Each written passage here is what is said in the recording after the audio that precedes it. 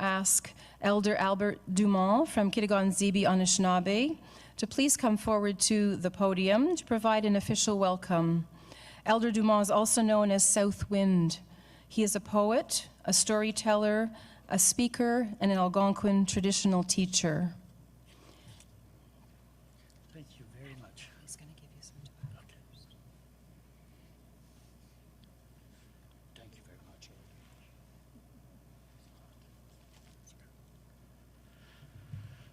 Thank you very much, and my name is Albert Dumont. All my relations know me as Oshkinodin, which means new wind in the Algonquin language. I was born 69 summers ago during the time of the blackberry moon. I want everybody here to know that right now I'm at peace and I wish everyone well. I'm going to offer words of a prayer in a couple of minutes, but I'd like to say this first. On the way up to from the drive from here to Kitigan-Zibi on Highway 105, there's I guess it's between Low and between Wakefield and Low on Highway 105. There's a really steep hill, and it's all gravel except up at the top. There's topsoil and there's trees up there, and right on the edge of the hill, there's a great maple tree. And at this time of the year, its leaves get red and orange and yellow, and it's a magnificent tree, and it's an old tree. But what has happened over the course of many, many years is that the gravel is washing down the hill, and now the roots of the maple tree are exposed. You know, and so the tree is standing there, but it's only being held there by the roots on its sides and the roots in the back of it. And whenever I look at that tree, I see like the Algonquin people, the first people, and how it is that you know, if we don't pull that topsoil, which is our culture, under us again, just, you know, the same thing that's going to happen to us is most definitely going to happen to that maple tree, because eventually its roots aren't going to be able to hang on, and that tree's going to fall over the hillside. And we don't want that to happen to us. You know, for me, the culture begins with our creation story and our right, our human right, to tell our story in any manner we see fit. You know, it's so important for people to understand that about culture and the right for a voice to be heard and to be respected. You know, the voice of the people who have been here for many, many thousands of years, and we have to insist on it. You know, we don't live in a world where people come here and they say, what can the Algonquins do for us? You know,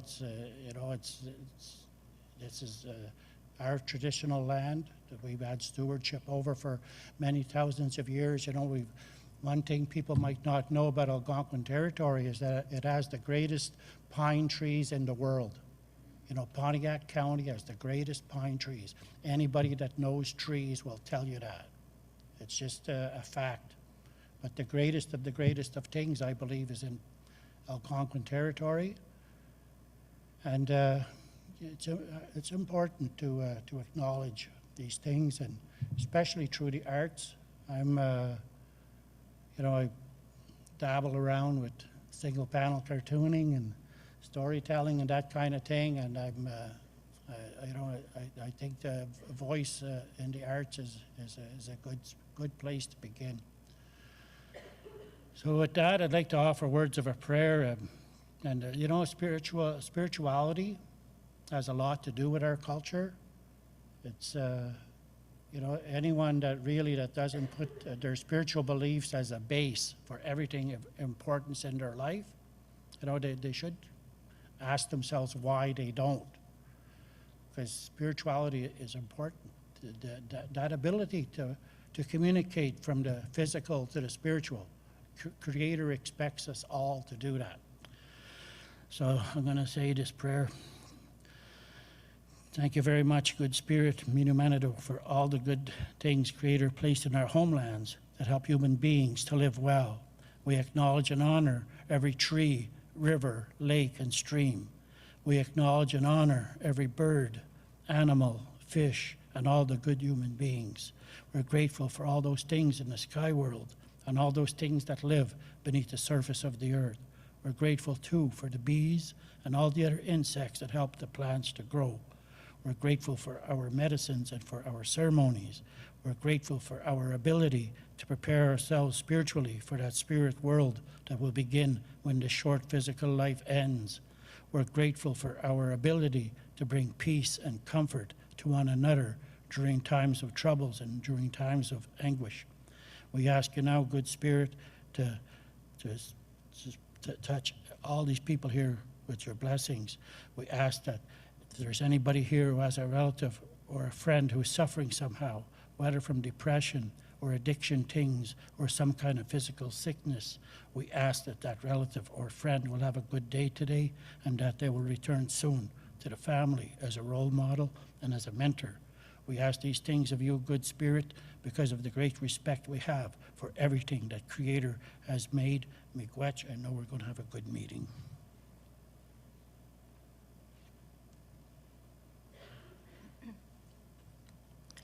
Miigwech, Elder Dumont. Our session today is organized by the City's Cultural Development and Initiative Section, CDI, Kwende Kafense, François Lachapelle, Yadola Parmoun, Nathalie Zuniga, and myself. I'm Catherine Sheperteski, coordinator of the section. Our municipal mandate is to conduct research and to share insights on culture, to develop and facilitate municipal culture plans, policies, and protocols, and to initiate partnered action. Nous travaillons sur plusieurs facettes de la culture, commémoration, accès et inclusion, les industries, l'infrastructure, les plans politiques et protocoles, la cartographie et la recherche, et enfin tourisme. In your info package, you'll find our contact information. We're always happy to connect. The city currently has an important opportunity to develop a brand new official plan, the strategic document that guides our city's growth and development. And the plan will impact how and where the city will grow for the next 25 years. Nous avons besoin de vos commentaires pour atteindre notre objectif, c'est-à-dire faire d'Ottawa la meilleure ville de taille moyenne où vivre en Amérique du Nord. We've been working to connect culture into the official plan and to support the development of Ottawa as an international cultural capital that works toward reconciliation and decolonization, that offers meaning and quality of life to all residents, and that can attract talent, tourists, and business. We're not aiming at defining culture, but embracing as large a definition as possible. Et dans la trousse, vous trouverez des définitions de la culture que nous avons sélectionnées pour donner du contexte, ainsi que les biographies de tous les experts aujourd'hui, et de plus amples renseignements sur les groupes de discussion thématiques qui suivront le débat d'experts. In order to initiate public feedback and engagement in the area of culture connections to the official plan, our team crafted a series of 6 questions back in the summer, and we tested them out on a small cross-section of 7 Ottawa residents. And we'd like to present a 10-minute video that highlights some of their responses. The video was produced by IC Research.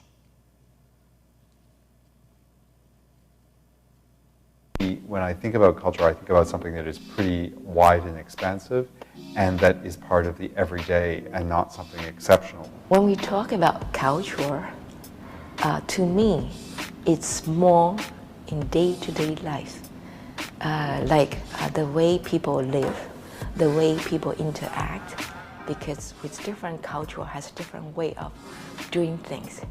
For me, culture includes prayer and ceremony, you know, defending the right of a human being to have clean water.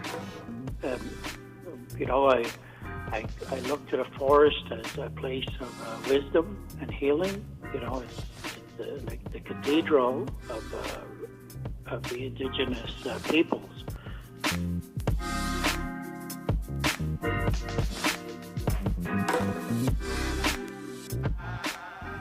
I think that I experience it on a daily basis because of the nature of the neighborhood that I live in.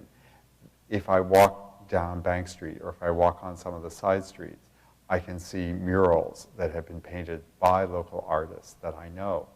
And I also can go to any number of restaurants in my neighborhood, and the choice is quite phenomenal. So, and one of the reasons we are in downtown is because we wanted to be close to the cultural hubs, I would say, in Ottawa. We are pretty much close to everything, and we can walk, and it's very accessible, mainly to the theaters and all the clubs, and Byward Market, Elgin Street, you know, where things happen, and the Glebe, or sometimes around Hindenburg. Pour nous, de voyager 45 minutes, c'est pas un problème. Usually in the summer months, summer, fall, spring, I'll be cycling most of the time. So I bike. And then as it gets colder, I tend to switch over to taking, you know, OC Transpo, public transit. I do drive now. It's a new thing. I do drive as well, but I find that because of parking and traffic, and you know, parking is expensive, it's hard to find parking. So it just doesn't make sense to drive when I can bike. On a là peut-être 7-8 ans passés, dans le village, on fait un parc.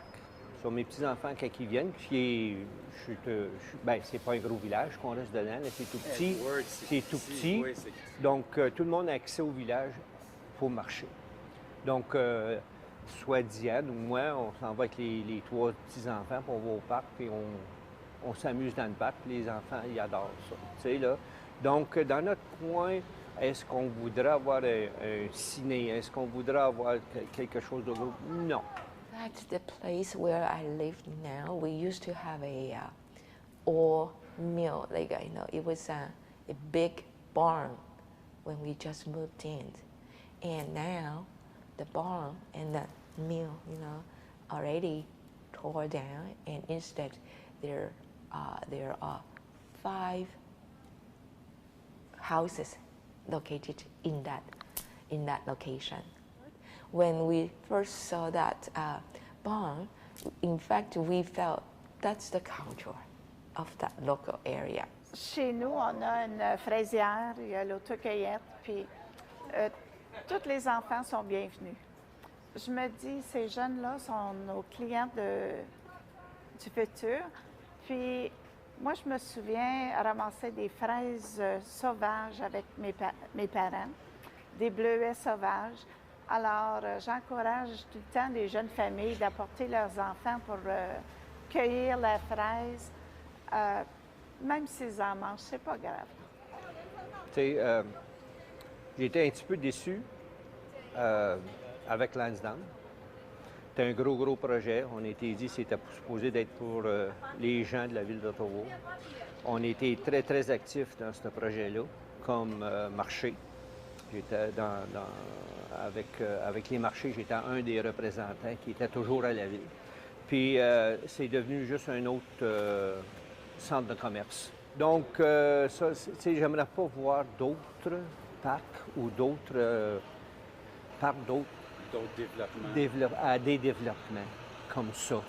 In terms of presenting, I think to see more of professional acts or first-class acts more affordable to public, because we have the National Arts Center, but again, when you go to the National Arts Center and you go and want to see like a first-class show, you have to be willing to spend at least $100 on a ticket. And I think this is one of the reasons where a lot of people, they don't go to the theater or to see shows or to see a ballet, because it's only privileged people can do it. And arts, they need to be more accessible to the entire community.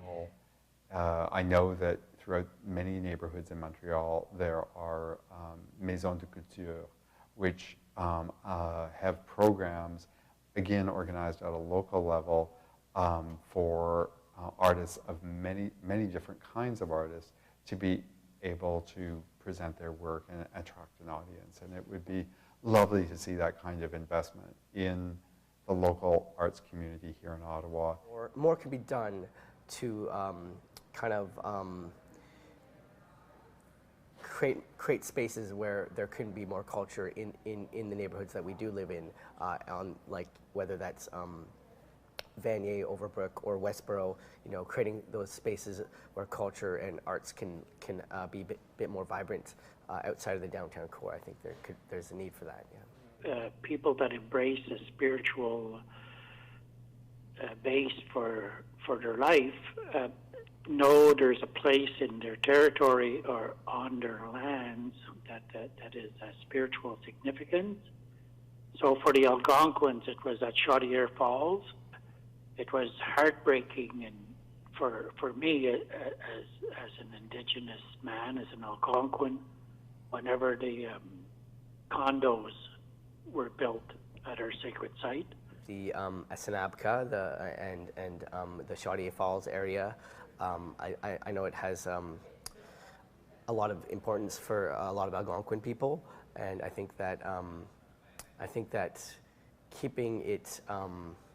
keeping the discussion open and keeping Indigenous people, specifically Algonquin nations and Algonquin people, involved in the decision making of what happens with space, especially that space, is really important.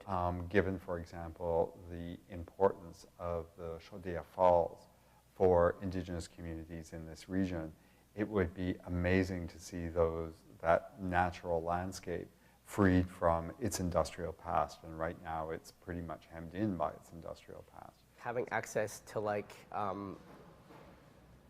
an outdoor space, like a space that isn't a parking lot to do a ceremony, or you have to travel to access ceremony. But don't get me wrong, I did a ceremony on the weekend in the courtyard at Arts Courts. There should be a park in the Ottawa, within the boundaries of the city of Ottawa, where Indigenous people could go to have just for their spiritual needs and for healing circles and sharing circles, and to do ceremony if they wish. I hope in the future that city of Ottawa can have a space, a safe place for everyone to engage with each other. Regardless, cultural backgrounds. I think if we can start to teach kids how to respect each other, how to work together with each other, and how to get to know each other, maybe in the future, the cultural space do not need to be, more divided into, this is for this group, this is for another group. Everyone can work together. For me, what makes the neighborhood so interesting culturally is not that it's dominated by one culture, that this is X group's neighborhood. It's that this is a place where so many different groups come and they participate in this ballet on the streets and on the sidewalks of living together.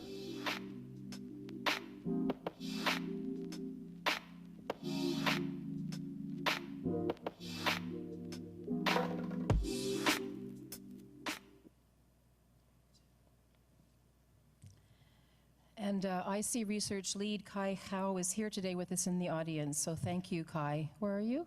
There's in the back. Thank you, Kai.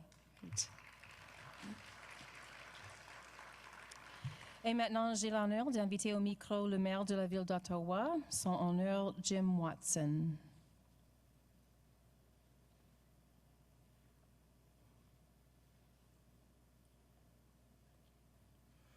Well, thank you very much, and good afternoon, ladies and gentlemen. Bon après-midi, mesdames et messieurs, et bienvenue à l'Hôtel de Ville. Welcome to your City Hall. I apologize, I'm battling my first of many colds of the season, so I sound more stuffed up than normal. It's a pleasure to join you here today and to thank you very much for taking time out of your schedule to be here to talk about culture and our official plan. My thanks to the city's cultural development and initiative section along with the official plan team, many of whom are here with us, for welcoming me here today. And I don't know if anyone is here from City Council. I don't believe so, but je remercie mes collègues du Conseil municipal aussi pour leur participation dans cet processus. To begin, I'd like to acknowledge that we're on the unceded territory of the Algonquin people who have lived on these ancestral lands for millennia. And Albert, it's very nice to see you again. We see each other, I think, at least once a week at a different event, so it's great to see you again. And we certainly value our relationship with our surrounding Algonquin communities, Pikwak-Nagan and Kitigan-Zibi, as well as all First Nations, Métis, and Inuit residents of Ottawa. This year, excuse me, as you know, we've embarked on the task of developing a new official plan for the City of Ottawa. This, in many ways, is like our version of a constitution. Cette année, nous avons entrepris d'élaborer un nouveau plan officiel pour la ville d'Ottawa. C'est un processus très important pour toute la population de notre ville. And this is a very major project and undertaking that will result in the production of a strategic document that guides our city's growth and development for many years to come. Our current official plan was adopted in 2003 and is essentially a revised version of the official plan that existed prior to amalgamation, which took place in the year 2001.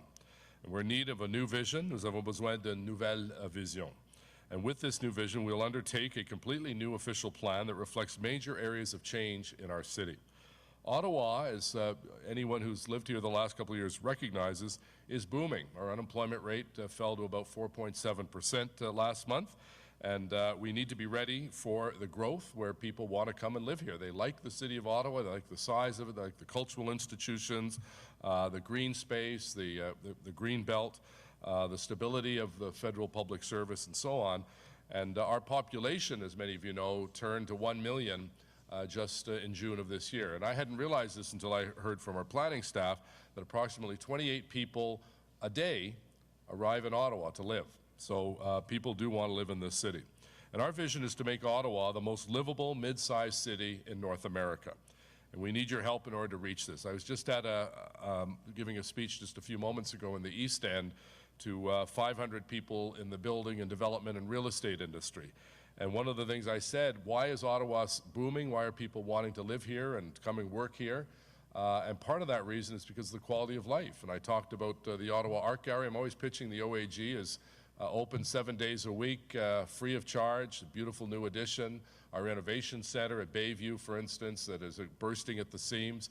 Our dynamic 4 post-secondary institutions, our arts groups, whether it's our facilities like Schenkman and Centrepoint, or some of the great theaters like La Nouvelle Scène and GCTC, we have a lot going for us. And today, as you know, we're talking about culture and how it should be incorporated into our new official plan. Culture, as you know, is who we are and what shapes our identity as citizens. And no development can be sustainable without including culture.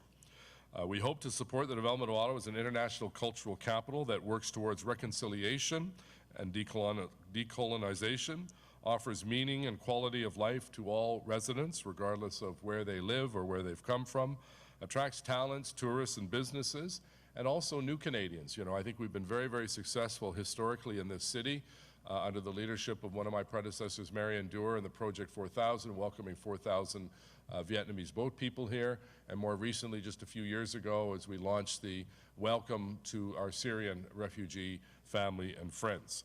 And we're truly fortunate to have an incredible city that's home to not only many different attractions, but also warm and welcoming community and residents. And I mentioned to this group, I said, many of us fondly remember Max Keeping, the late Max Keeping, who was such a booster for Ottawa and such a cheerleader in a positive sense for our city. He told me that 2 stats that I've never forgotten about. One is that Ottawa residents on a per capita basis donate more money to charities than any other community in Canada, and we donate more volunteer hours on a per capita basis than any other city in the country.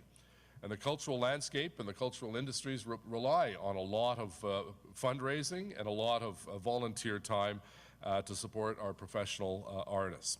And the cultural landscape comprises many vibrant spaces, places, practices, and people, including important Indigenous traditional knowledge, cultural practices, ceremonies, rites, and landscapes. And if you haven't been on the LRT, I encourage you to get on the LRT, stop at the Pimisi station, and see the spectacular artwork that is on the roof with these wonderful paddles that have been painted, the steel version of the eel, because Pimisi means eel in Algonquin, and the colorful red moose that is on one side of the tracks. It really is quite spectacular. We also are home to a UNESCO World Heritage Site, of course, the Rideau Canal, major national cultural institutions and rich historic and archaeological sites, vital neighborhoods and rural villages.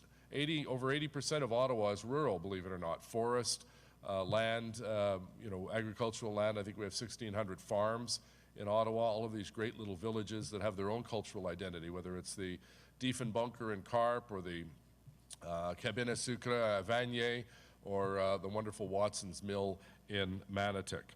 And we have a local arts and heritage scene that reflects the vitality of Ottawa communities in 2 official languages and a myriad of other mother languages. Exceptional homegrown festivals, fairs, and gatherings, over 100 festivals taking place within our boundaries. International award-winning artists in all disciplines, emerging cultural and creative industries, vibrant public art and engaging street culture, and a thriving local food and culinary scene second to none.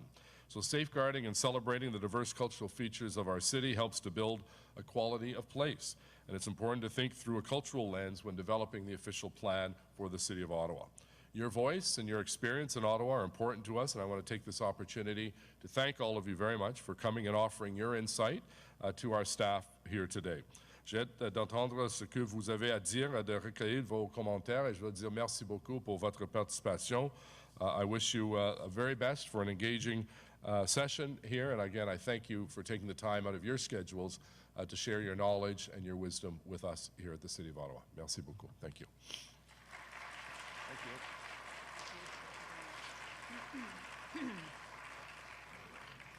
Thank you, Mayor Watson. Now we're really honored and excited to introduce you to our panelists. We're looking forward to the breakout sessions. We are looking for your engagement, for your ideas, for your thoughts around Ottawa into the next 25 years and its physical development. And we're honored and excited to introduce you now to our panelists. We have 3 of them with us today. They'll provide some context related to how people have been thinking about culture, places, spaces, and land in Ottawa. So if our 3 panelists would come forward, I'll introduce you all at the front end. So Dr. Eleonora Haydon is an associate professor at University of Oregon. Originally, she's from Italy. She studied at the Università degli Studi di Milano and at the Conservatorio Giuseppe Verdi. After working for public and private institutions in the cultural sector in Italy, she received her PhD from the Ohio State University and went on to coordinate and teach in the arts management program at University of Wisconsin. Eleonora joined the University of Oregon in 2013 and has been a visiting scholar or professor at universities in South Africa, Rome, and China. Dr. Haydon's works appear in a wide range of journals, and she's published 2 books. The first in 2016, co-authored with Jonathan Paquette at the University of Ottawa, a book called Arts Management and Cultural Policy Research. And just recently in 2019, a book entitled Connecting Arts and Place, Cultural Policy in American Cities. Dr. Eleonora Haydon.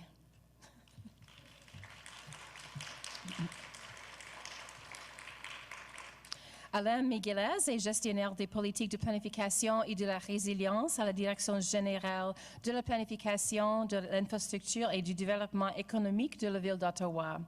Son équipe travaille sur le plan officiel de la ville et sur les plans de conception communautaire pour les quartiers, les zones entourant les stations de transport en commun rapide et les secteurs névralgiques de la ville. Il supervise également l'unité de recherche et des prévisions ainsi que l'unité des changements climatiques et de la résilience. Alain est membre du conseil d'administration du réseau International Making Cities Livable. Il a par ailleurs siégé au conseil d'urbanisme canadien de 2014 à 2018. Et M. Miguelez a aussi signé deux ouvrages, A Theatre Near You, 150 Years of Going to the Show in Ottawa-Gatineau en 2004, et Transforming Ottawa, Canada's Capital in the Eyes of Jacques Grébert en 2015. Alain Miguelez, thank you for joining us. And Tammy Pizendewach Cote is a proud Algonquin Anishinaabe Kwe and mother of 2 beautiful children. She currently resides on Algonquin unceded traditional territory where the city of Ottawa is located. She graduated from Carleton University with a BA in geography and has 10 years of work experience with the Federal Public Service in the National Capital Region.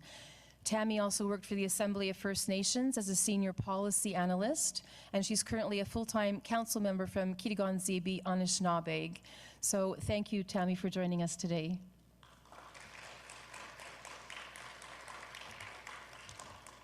So we will be starting with a brief 8-minute presentation from each of our panelists, and we'll start with Eleonora, and she'll begin with a presentation called Contextualizing Culture Within Ottawa's Cultural Plans.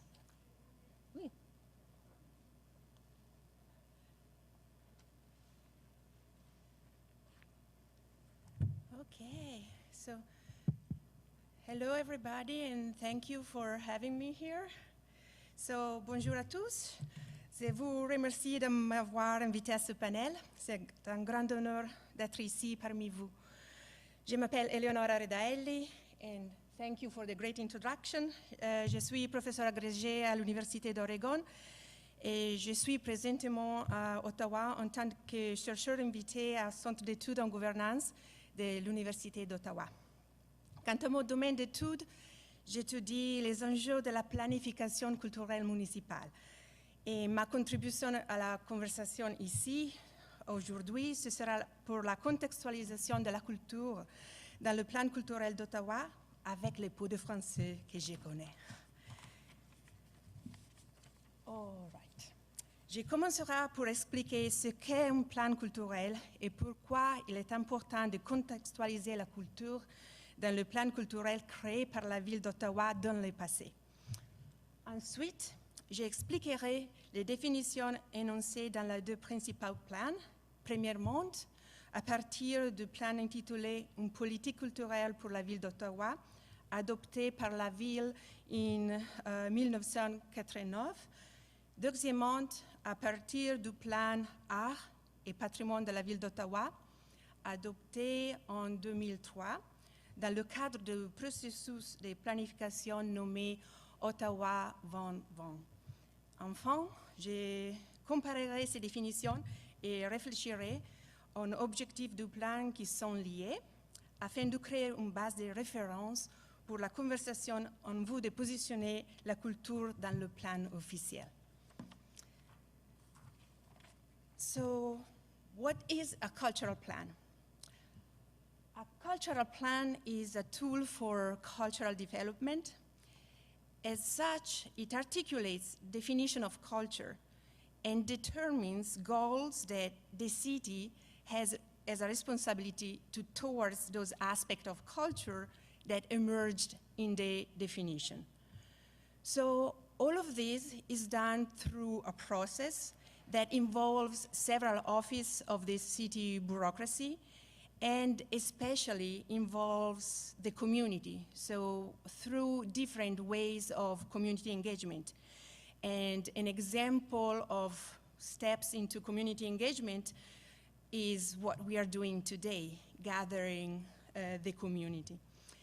And for the purpose of this talk, I will focus merely on the first part, so the definition, with a quick reference only towards the end on how it's important to think about those definitions because they are interrelated on how then the city will determine what are their responsibilities, their goals towards these definitions. So what is a cultural plan? Now also I can tell you in Ottawa there were two main cultural plans in the past. One called the Cultural Policy of the City of Ottawa that was adopted in 1989. And then another one created in 2003 called Arts and Heritage Plan that was also divided in two different plans that were an arts plan and a heritage plan. And in Ottawa, cultural planning, as you can tell then, became important in the late 80s, when then the municipality started to assert itself towards culture, trying to then move away from only thinking about the federal involvement and presence in the region. So here we saw what a cultural plan is, and especially what is a cultural plan in Ottawa and what's the past there. But then why contextualizing culture within a cultural plan?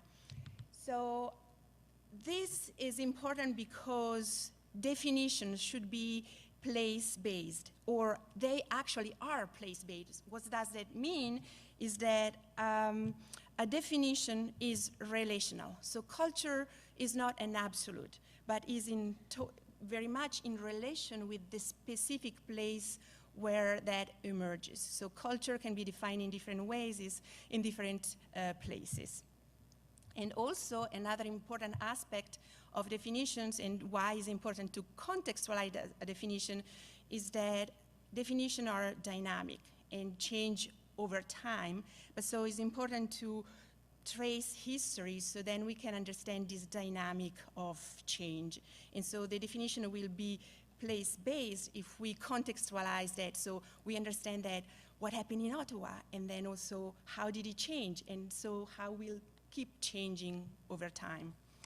So getting now to how it was defined in 1989 in a cultural policy for Ottawa. Culture, for the purpose of this policy, is defined as the broad areas of arts and heritage. This is how the plan would define arts. And then it would go into detail saying, and what are the arts? The arts are performing, visual, media, and literary arts. And what is heritage? And it would provide then a list of all the aspects of heritage, like history, architecture, archaeology, ethnology, and natural heritage.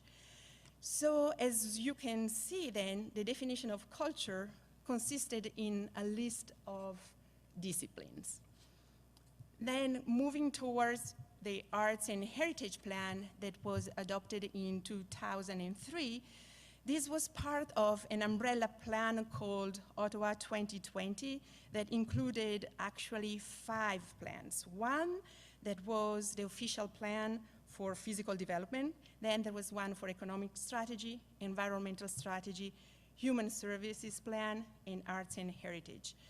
So at the very beginning, the plan states that what they are doing is to link the activities involved in the arts and heritage as a continuum that flows from creation all the way to presentation and preservation.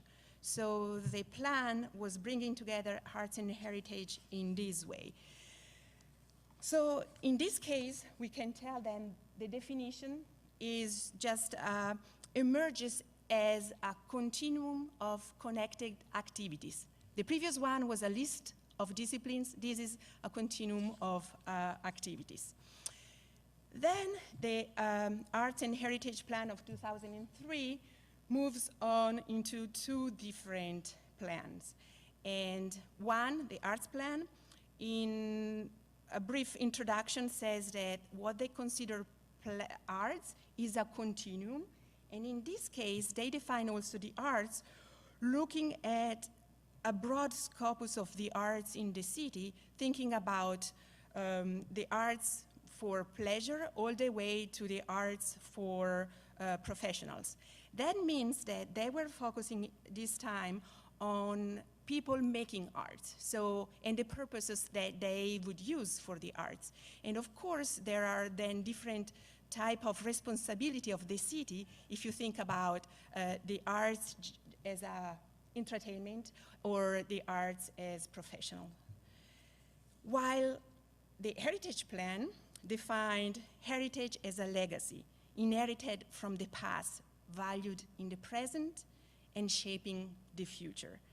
And also they say, well, but then what is heritage? Is both natural and cultural heritage. And then it takes many aspects that are tangible and intangible, so very different forms. So moving forward, we saw then how these 2 previous plans defined and had a different approach to what culture is. One was a list of disciplines, so that means that the goals and the responsibilities of the municipalities were defined as making this discipline flourish and thrive. While in the second plan, those arts and heritage were defined as a process of connected activities, because the goal of the municipality at the time was very much about creating cultural identity. What was the cultural identity of Ottawa. And so looking at the process that brought together the arts and heritage, the city thought that they could then support all of this. So moving forward, now that we are here defining what can be done for culture, or what can culture do in the next official plan, how can those approaches be integrated, or what is missing? So my little presentation aimed simply to kind of track what was before, so to help keep thinking, and then so also valuing how conceptualizations are very much shaping what activities and actions are. And with this, I thank you for your attention. Je vous remercie de votre attention. J'espère que ma petite présentation était d'une certaine utilité. Et ce sera pour moi un grand plaisir que de pouvoir faire part de la discussion aujourd'hui avec tout le monde. Thank you.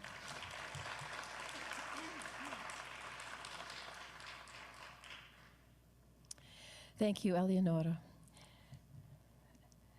And now, Ella Miguelez va maintenant nous présenter lier la culture avec le plan officiel d'Ottawa.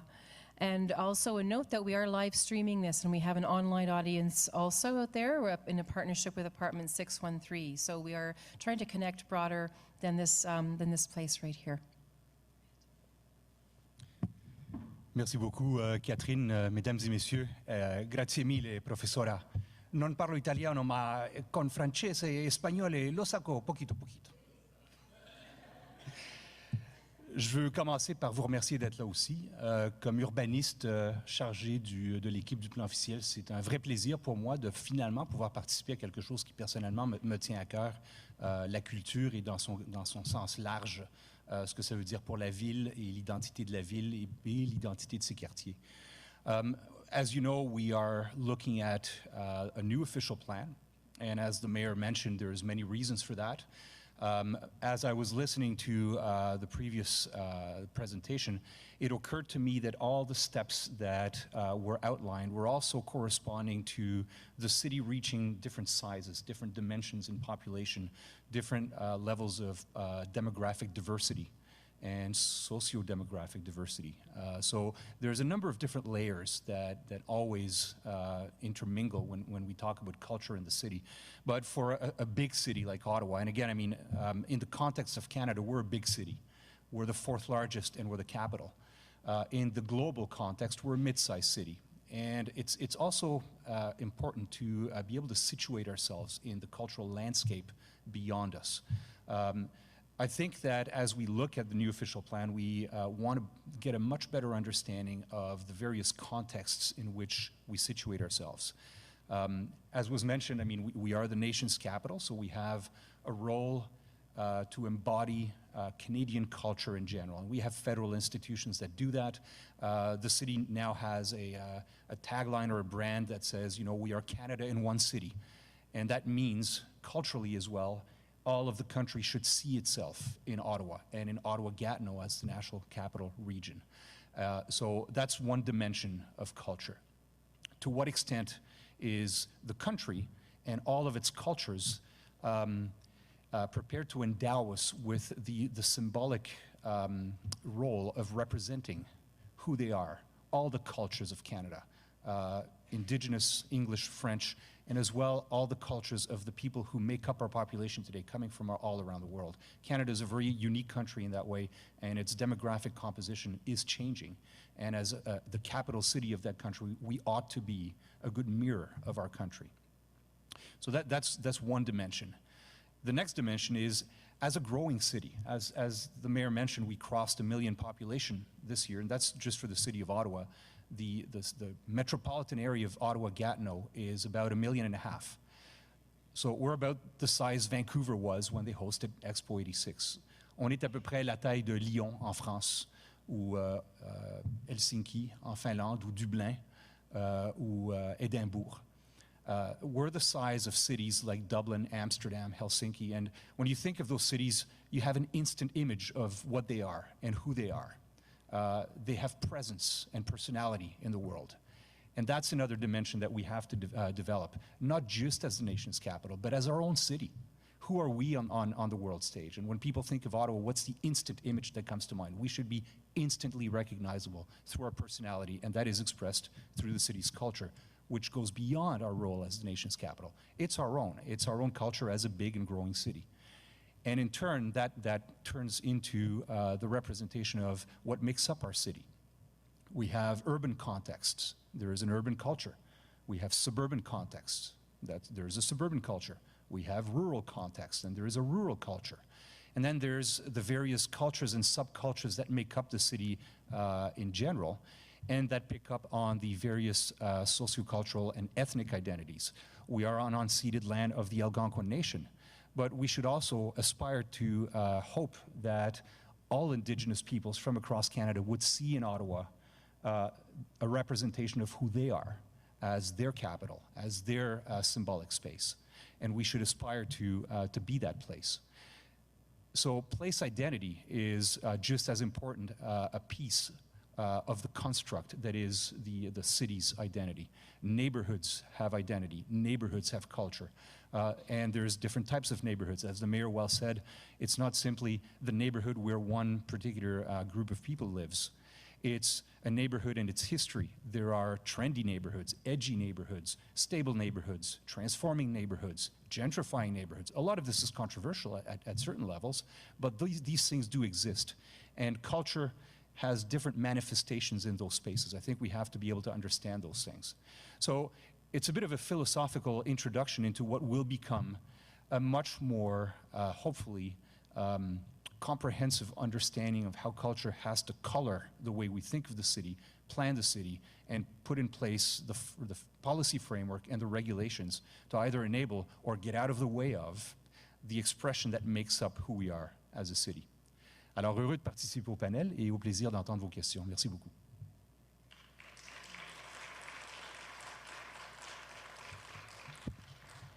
Thank you, Alain.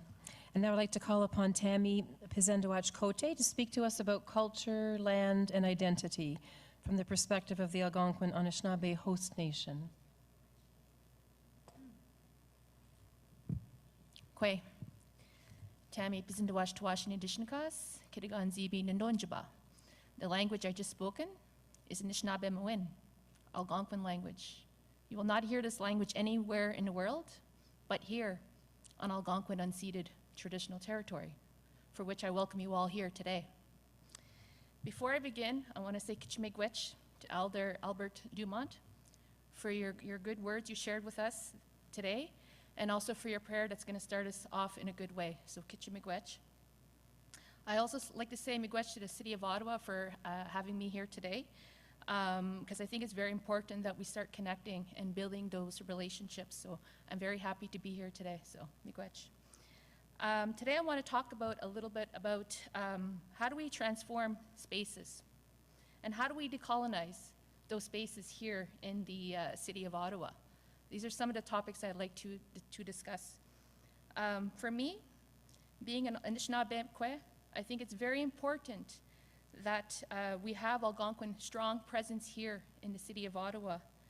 We have to have more visibility, more respect, and more recognition, because people need to have that understanding when they come to the City of Ottawa that it is located on Algonquin unceded territory.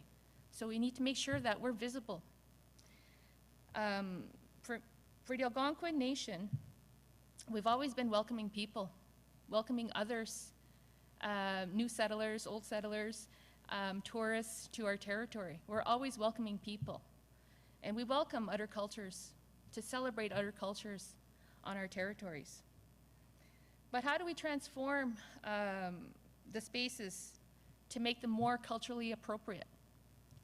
How do we have dedicated spaces that's going to reflect who we are as Algonquin people?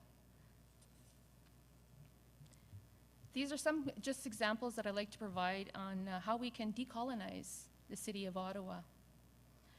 For me, when I'm driving down Sir John A. Macdonald Parkway, who is Sir John A. Macdonald? Prime Minister? Former Prime Minister? What did he stand for as Prime Minister of Canada way back in the day? You know? What was his role when it came to residential school? You know, I've heard he had his role to play as Prime Minister. Coming from a family and being an intergenerational residential school survivor myself, my mom attended residential school. She was stolen at the age of 6 years old. My aunties and uncles were stolen as well. My community is Kitigan-Zibi near Maniwaki, Quebec. It's an hour and a half north of here. They were put on a train and stolen from their families and sent to Kenora, St. Mary's Residential School. That's very important to have that understanding, because this is Canada's history, and we can't forget that. And we're not talking about years ago. When I talk about history, I'm not talking about years ago. I'm talking in my mother's time, my aunties, my uncle's time. So that, for me, this Sir John A. Macdonald, I think we need to do something about that parkway and change the name.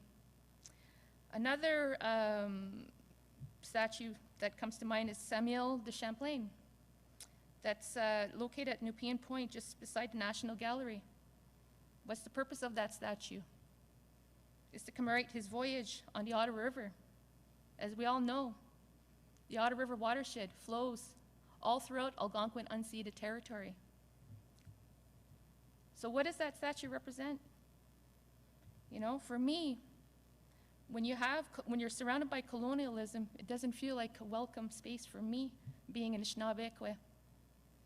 It represents racism, oppression, genocide, and colonialism. So we need to think about that now. Because I just live just on Cartier Street here, not too far, and I walk all the time in the city of Ottawa, and I don't feel welcome as Anishinaabe. I don't even feel welcome on my own territory. So we need to change that, and I think we can change it together. We need to balance those colonial spaces with Algonquin history, told from our perspective and views. This is our story when we talk about Canada's history. Tessawat. Tessawat, there's a statue located across the river. He's an Algonquin chief, well-known Algonquin chief. He's the one who controlled the trades that were happening on the Kichisibi, you know? And I think that's a good start that that statue is there, because it's balancing the colonial statues that we're surrounded with, you know, to show our history and who we are as Anishinaabe. Bridges. How many bridges do we have in City of Ottawa? I was trying to do a search earlier online. There's a lot of bridges. Not one of them, I haven't seen not one of them is named after, named in Anishinaabe Moin. Could we not have changed the Alexandria Bridge and rename it to Tessawat, because that's where his statue is located? For me, crossing that bridge and having all of the Algonquin flags represented as you're coming into the city of Ottawa, that would be an amazing sight for me to see. A flag represented from each of the 11 Algonquin and Anishinaabe communities. The parks. There's a lot of parks too in the city of Ottawa. I haven't seen any parks dedicated to Algonquin people. Can we not rename the parks to respect our history and to preserve our language? When I'm talking about renaming parks, renaming street names, renaming bridges, it's also about preserving our language as Algonquin, and it's sharing our beautiful language with others. I would love to see a residential school park, a park that's dedicated to residential school survivors. I would like to see a park that's dedicated to the missing and murdered Indigenous women and girls. That would be a good place as a starting point to have that park so people can go and to have ceremony and to start that healing journey. That's something I would like to see and I would like to vision for City of Ottawa. We also need cultural spaces for our gatherings and our ceremony. Right now, I don't see any in City of Ottawa, a dedicated cultural space, so that way we can practice that ceremony here on our territory. For me, it's all about a sense of belonging and pride to be Algonquin on my territory. And I want to ensure that there's that visibility and presence of who we are as Algonquin people. The Mayor, Jim Watson, mentioned earlier the Pimisi station. I went to the station, beautiful, beautiful station. That's a good starting point. That's a good example of what I mean on how we got to decolonize spaces. Pimisi means eel in Anishinaabe. There's 2 LRT, light rail cars that are named Amik, which is beaver, and Wagush, which is wolf. 2 of our beautiful young youth back home in my community submitted their names in the contest, and both their names were chosen. That brings a lot of pride to them, our youth who are watching us, you know. A lot of pride for them to go to the Pimisi station. And when I walked in there to see my mom, my uncle's paddles hanging from the ceiling, wow, how welcome did I feel there to go to Pimisi station. You know, we're always willing to share our culture, our history, who we are as Anishinaabe, because we have a beautiful culture to share. And we're always willing and open to share it. We have to be given the opportunity, however, to share that. I would like to see more of a prominent role of the Algonquin Nation in the city of Ottawa. You know, we do have flags. I don't know if you're aware, we have 2 flags here represented. One is the Algonquin Nation Anishinaabe Tribal Council. The other one is Pequawkanagan. I would love to see all of our flags represented from all of our 11 Algonquin communities. So I'm here today to speak to you because for me it's about education and awareness for the residents here who are living here in the city of Ottawa, for the city of Ottawa staff, for the tourists who are coming to visit, you know, our territory. How do they know this is Algonquin unceded territory? Where's their welcome? You know, we have to show that visibility and that presence. And it's a good thing, it's a good feeling, you know, to know whose territory you're on. There's also a lot of festivals, which I participate in a lot, and it's awesome to participate in these cultural festivals. I think it's important to celebrate culture, not just Algonquin, but all culture. It's very important because we all have to feel that sense of belonging. I also will point out, though, we have to ensure when there's these festivals, that protocol is followed as well. And we have that land acknowledgement, we have that welcome from the Algonquin host nation when you have these cultural festivals here in the city of Ottawa. I want to caution moving forward and how we go about defining cultural spaces, because for too long we've been overshadowed by the colonialism here in the city of Ottawa. So we have to be careful when we're starting to celebrate cultures. I'm all for celebrating all cultures. We have to make sure that the Algonquin culture is not being overshadowed and that we're up front and center because this is our territory. I'm happy the work that the Algonquin Nation is doing with the City of Ottawa. I know there's some good work that's being undertaken, and I think that's a good start. So that way we start building those relationships, we're making those connections.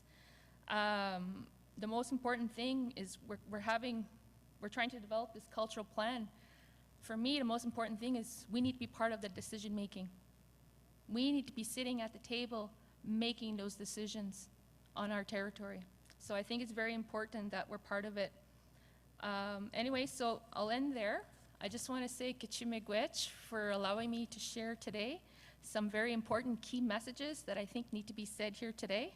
And I look forward to meeting you all later during the discussions and dialogues. So, Kichimegwech.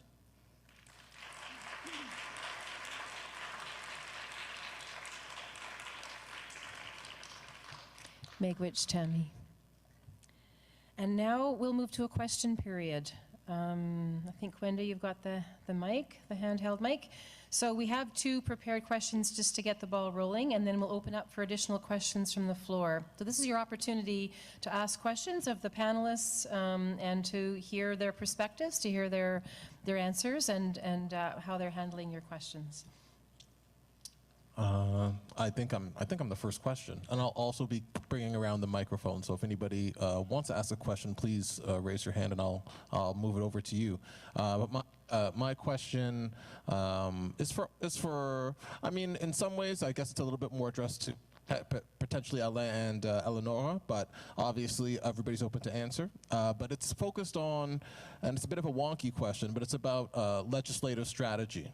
Because, you know, I don't know if you're all aware, but the city of Ottawa is currently legislated in the same way as like the city of Bowmanville or like the city of, I don't know, like you know, St. Catharines, or places that are actually quite a measure smaller than Ottawa. And, you know, there are, and some of the bigger cities like Toronto have legislative frameworks that enable them to do different things and to assert themselves more as a city. It gives them a little bit more tools to drive all manners of city growth forward. And so my question is, you know, how can we think about, or is there any, you know, is there a way that we could be thinking about a legislative strategy in terms of the city's relationship with the province that gives the city a little bit more latitude to do things like, you know, that gives, I'll leave it there, that gives us a little bit more latitude to act, particularly as it relates to land use and land designations and so on and so forth.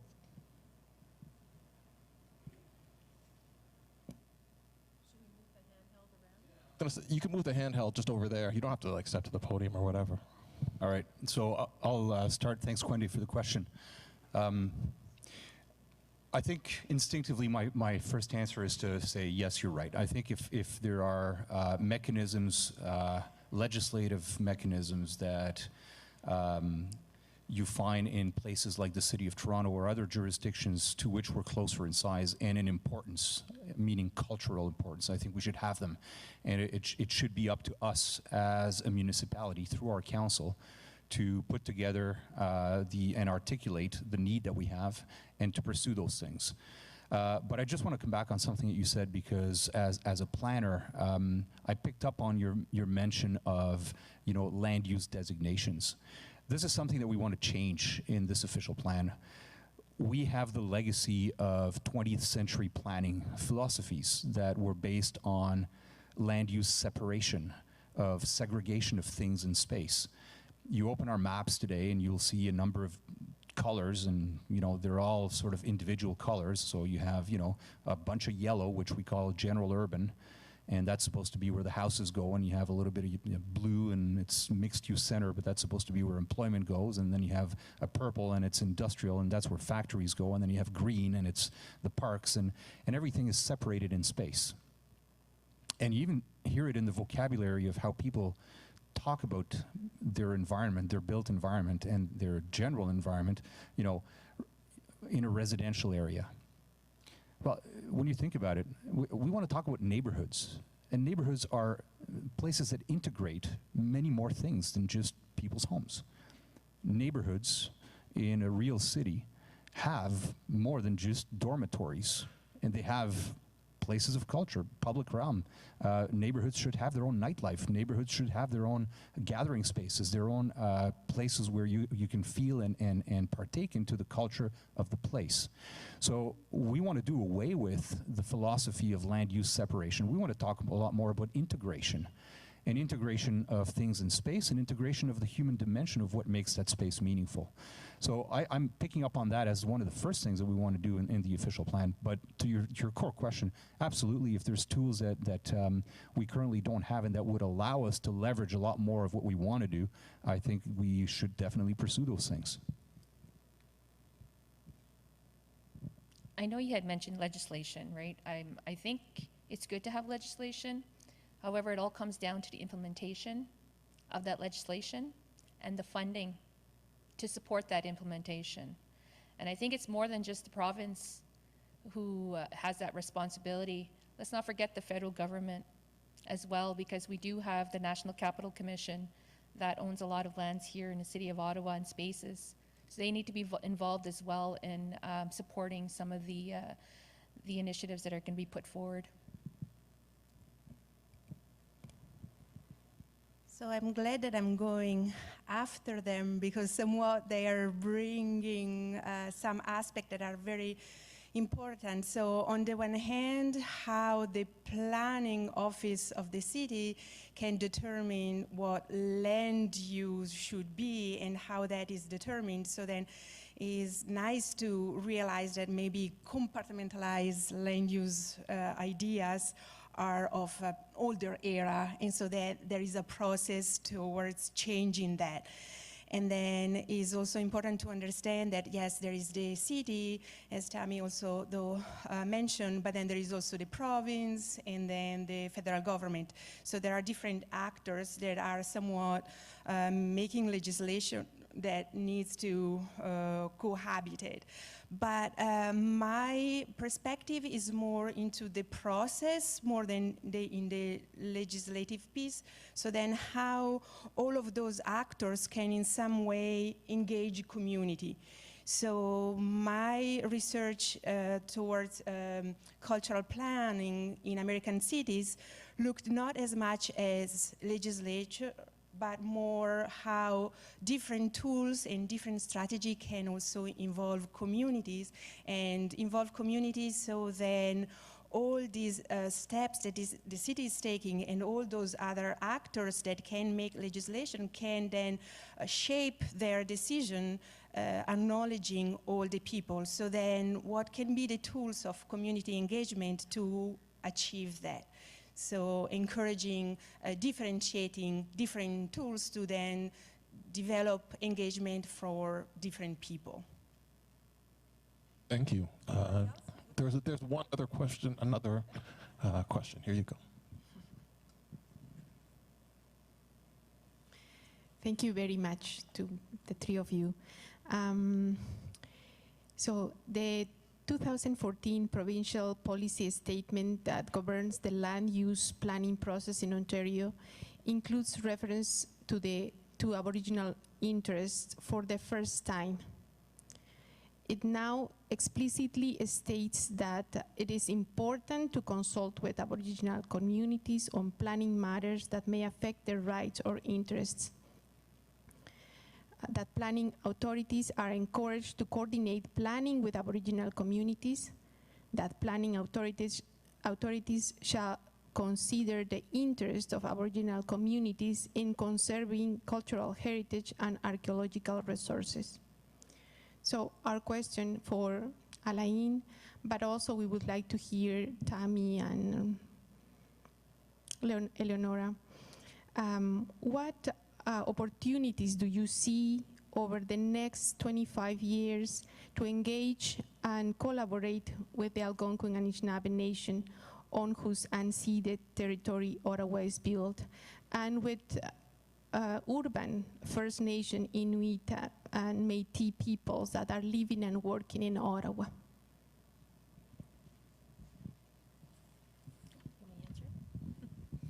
I think it's very important to engage in that dialogue, and as I mentioned earlier, to build that relationship and network with all of the Algonquin communities. However, we have to go more further than just reaching out and engaging and having that dialogue. I think the opportunity has to be there for First Nations, particularly the Algonquin Anishinaabe Nation, to be able to sit at the table so that we were making these decisions together on how we move forward with this cultural plan. I think that's very key, because we're not considered a key stakeholder in this process. I always say Algonquin Nation are not a key stakeholder. This is our unceded traditional territory. We have certain rights and title that have to be respected, and that's why we need to be part of that decision-making process. I would want my staff to listen first and really understand. We heard today a number of very strong ideas, and I think we have to listen. And the process that we put in place, I think, has to be from the standpoint of a long-term relationship that we need to nurture.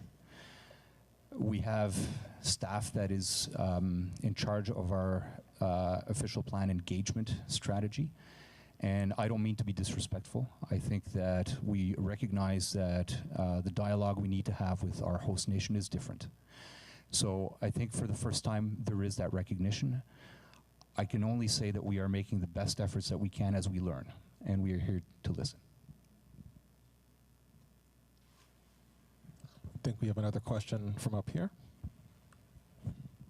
My question is about culture in a city organogram. So you have to decide at one point where it goes and the money that goes with it. So for a long time, we had arts and culture. Now we look at Toronto and they have economic development and culture. What would be other example of where culture could be put in a city organogram different from these two examples? And maybe some comments about the difference between the two, if culture is different when it's with art or economic development. So I think those are two of the models that we know about, and we are, again, open to listening to other models. I can say that for the first time since I've been at the city, I can see that there's genuine integration between what we do as the urban planning policy team and what our colleagues do in culture, arts, and heritage on the one hand, and my economic development colleagues are doing with respect to arts and culture. I think there's a recognition that these three things come together in many different ways. And maybe it's a sign of a growing and maturing city that we are taking a much deeper view of these things as to how we need to embed them in the work that we do. But again, we're in listening mode right now, and we are welcoming any ideas or any contributions of things that people may have seen that work well and that we could borrow.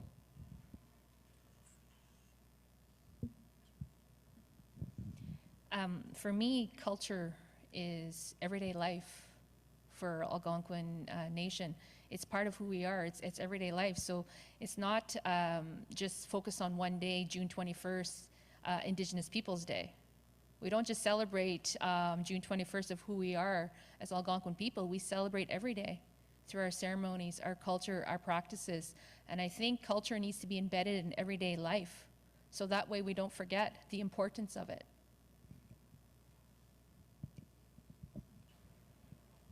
What I can add is that, of course, culture is such a big, important word that is important, though, that everybody can contribute in a way to define it. So then also that arts are still there explaining what they can contribute to that. And then how a daily life can also be represented, and how even history and heritage can keep being represented. But at the same time also that is important that somewhat at a bureaucratic level the city can help these conversations, so then also elements of economic development, elements of arts as cutting edge and not only heritage, but then also how the planning aspect, all these can work together. And so very important is to listen, but then also very important is to share how those mechanisms work, because also the mechanism of the city sometimes can be complex. And so for a true dialogue is important this rhythm of sharing and listening, and like any type of dance, it requires a lot of working together to learn how to then accommodate the rhythm. Sorry, I just want to jump back on this one, because just listening to my two co-panelists, it's clear to me that one of the things that we need to say right away is we're not interested in some kind of branded culture Inc. that is generic. It's not a box that you take and you're done. It is what you live every day. Do we live in a city that represents who we are? Do we have soul as a city? Is there identity in the spaces and in the places that we inhabit? So it's more, I think, to understand the difference between genuine and generic. We don't want to be bland. We're too important a place to be bland. We have to get away from bland and generic. We don't want to imitate. We want to be ourselves. We don't want, Ottawa as a place, as a collection of places, as a collection of cultures, has to speak with that voice, that richness, that texture. We're not interested in copying others. We're not Montreal, we're not Toronto, we're not Vancouver, we're Ottawa. And we need to feel and look like Ottawa. We have a question from the top. Hi, I'm just curious, with consideration to defining culture, how has that happened or how will that happen? Like not just as in the arts, but how will you define culture and how will that be the basis for this plan? I don't think that, I mean, there's a lot of things that are the basis for a plan, and culture has its importance and has its place. I think we're participating in a discussion that is starting to give us the elements of that definition, and we're starting to understand the broadness of what we need to understand as culture. It's many things. The way that it will find its presence in the document may or may not be what actually is meaningful. What is meaningful is what we do with it. And I want to go back to the whole implementation. You know, what we do with it, how sophisticated can we be in taking words on a piece of paper and doing something with it, in shaping the spaces, the environments, the natural and built environments, and the social context in which we live. That is really the juice of what we're trying to do. The piece of paper on which the plan is written, I think, will go for language that is as clear and as encompassing as possible of what we understand to mean what we need to touch. And then we have to actually do something about it.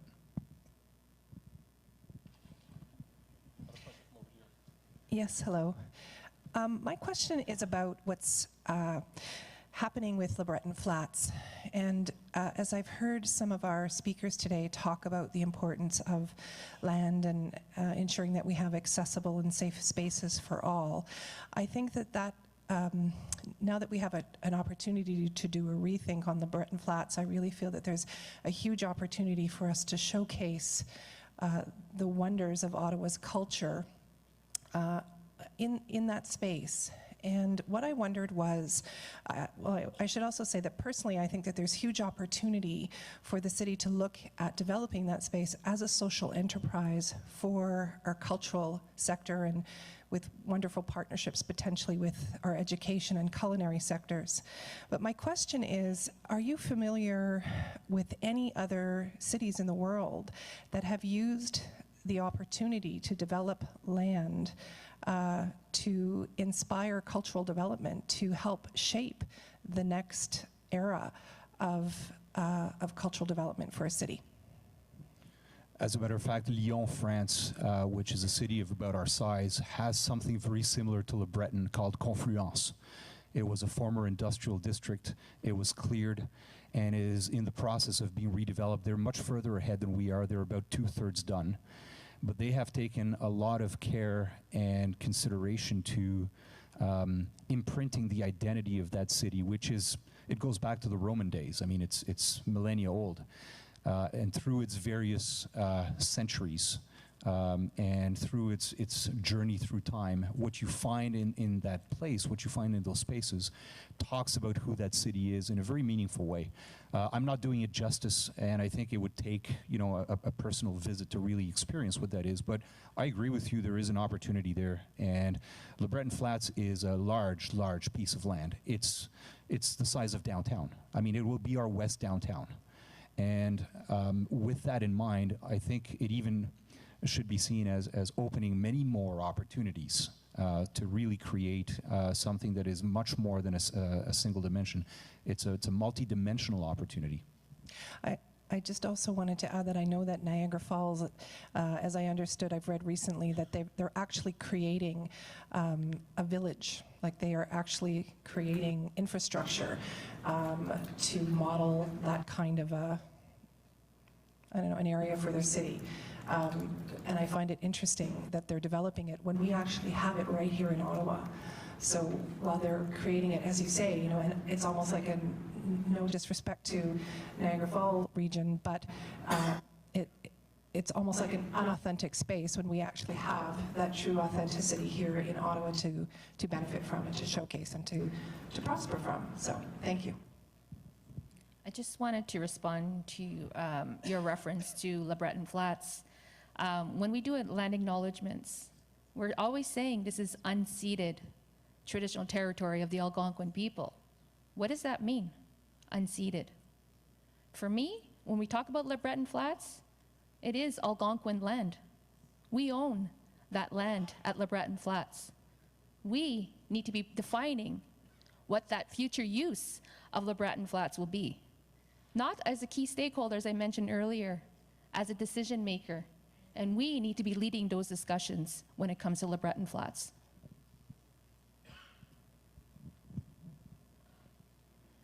Just a quick question on some other possible contributions towards the culture aspect of the official plan. Eleonora, you mentioned there was 2 previous plans on culture. There was also one that followed the action plan for arts, heritage, and culture 2013-2018. And then further to that, one of its directives was to have a symposium and look at a way forward. So a number of people who are in the room here today with the Ottawa Cultural Alliance worked with hundreds of stakeholders in the community and with city staff and have developed a cultural roadmap. So I'm just wondering how some of the initiatives that were in the action plan, that they weren't all quite completed, there's some more work to do, and all of the items that we brought forward just recently in the cultural roadmap will influence the cultural policy of the official plan. Do you think I can answer, or is more? Because I know about the roadmap and how some indicators also were developed, and also that effort is also a very much admirable effort of how the arts community is taking the lead to suggest what can be the map towards the future. But then I'm also curious to understand, okay, I see Ottawa arts community taking the lead to suggest idea, but how can they be actually integrated in the larger or official plan? Or can they be integrated? Is there a mechanism there? So I guess for me, I have the same curiosity. So I don't know if it's something that you can answer. I wonder if maybe Kathy can take this one. And if we're talking about how have we done in fulfilling the aims and the goals of the Arts and Culture Master Plan, I'm not sure that I could deliver a coherent answer.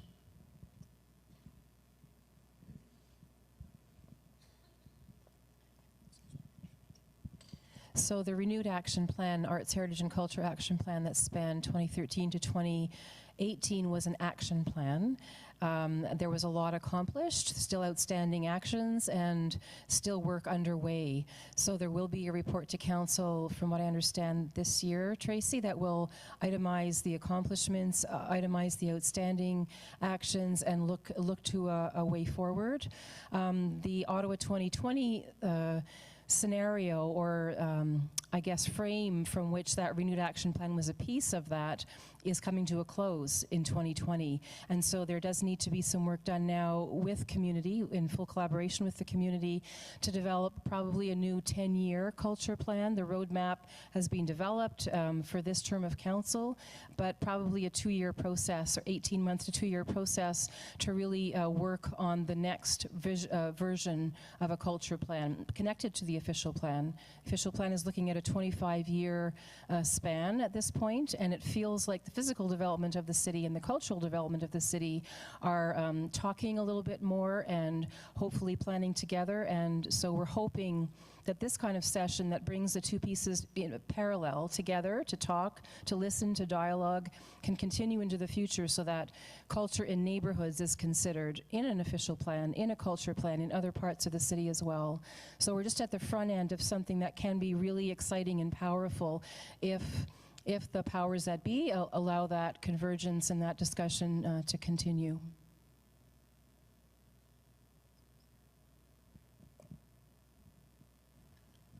Thank you everyone in this room for this conversation.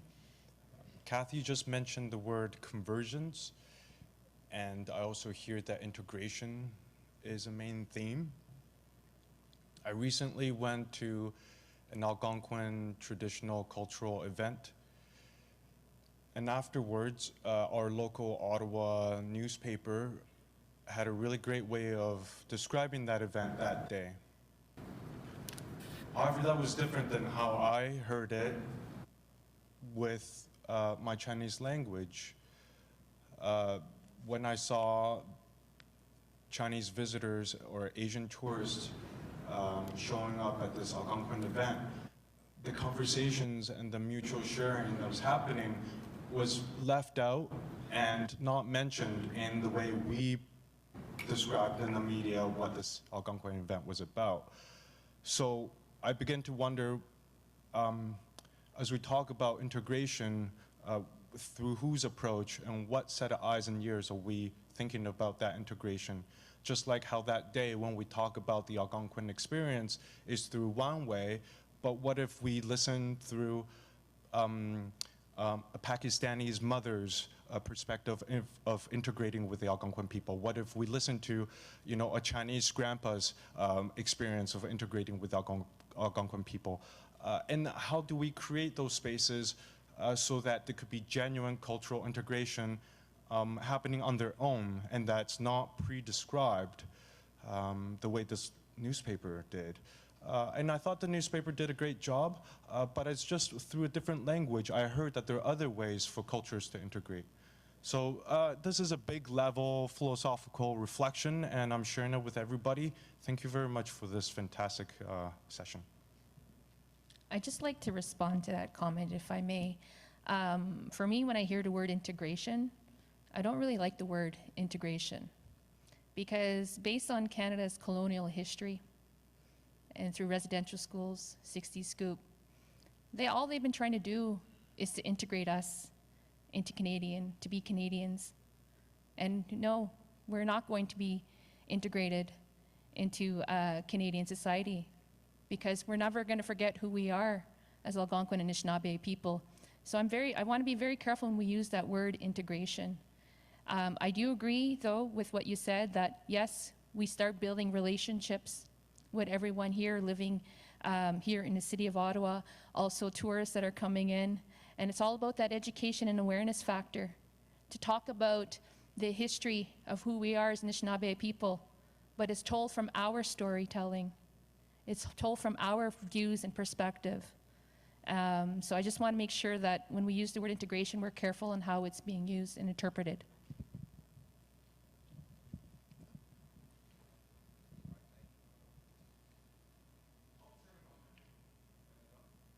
Meanwhile, can I just add a little example from Portland, Oregon, where to help neighborhoods that were inhabited by people from different origins, the arts were instrumental. So the city collaborated with an arts organization that was teaching photography to the youth.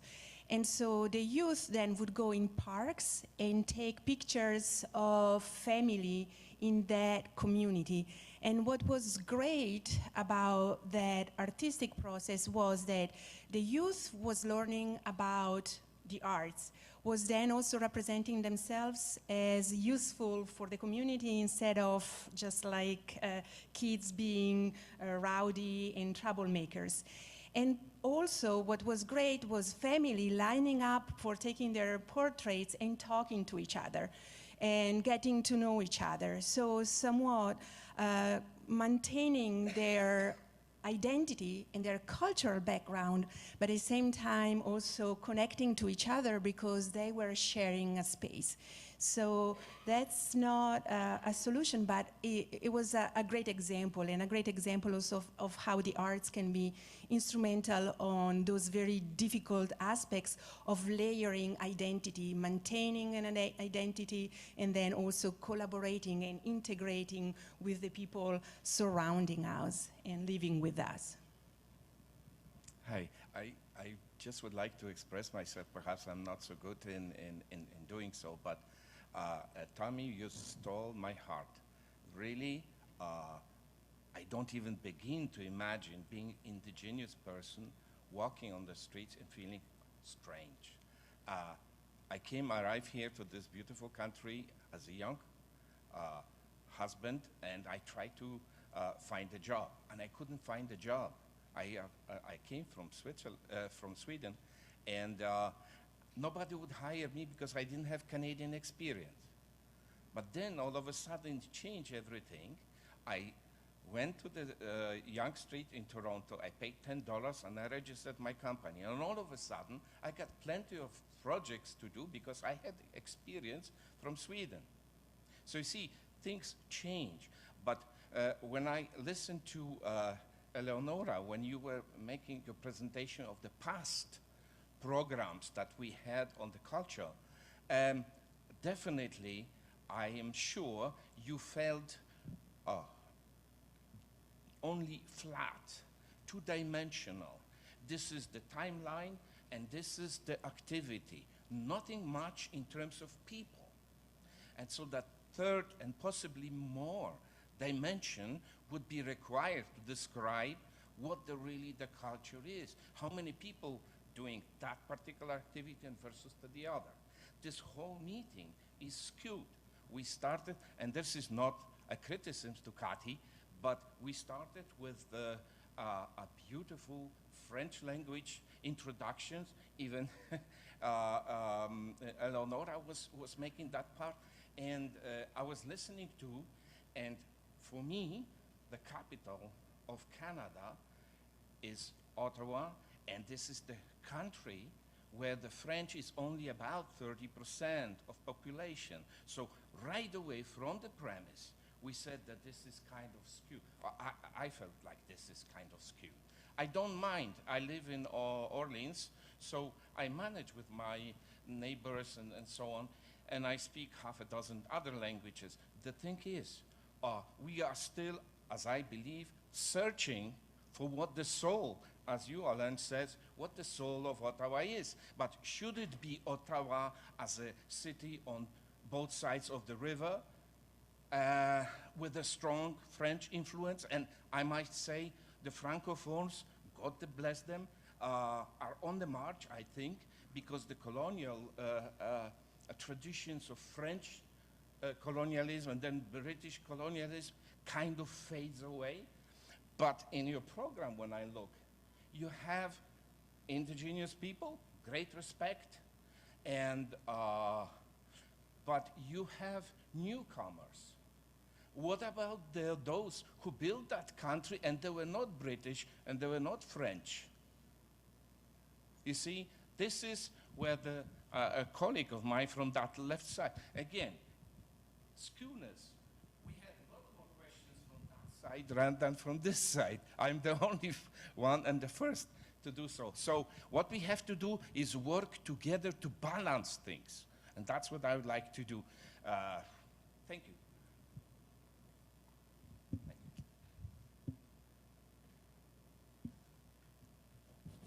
Okay, I see it. Coming over this way. Hold up, how are we going to do this? Okay.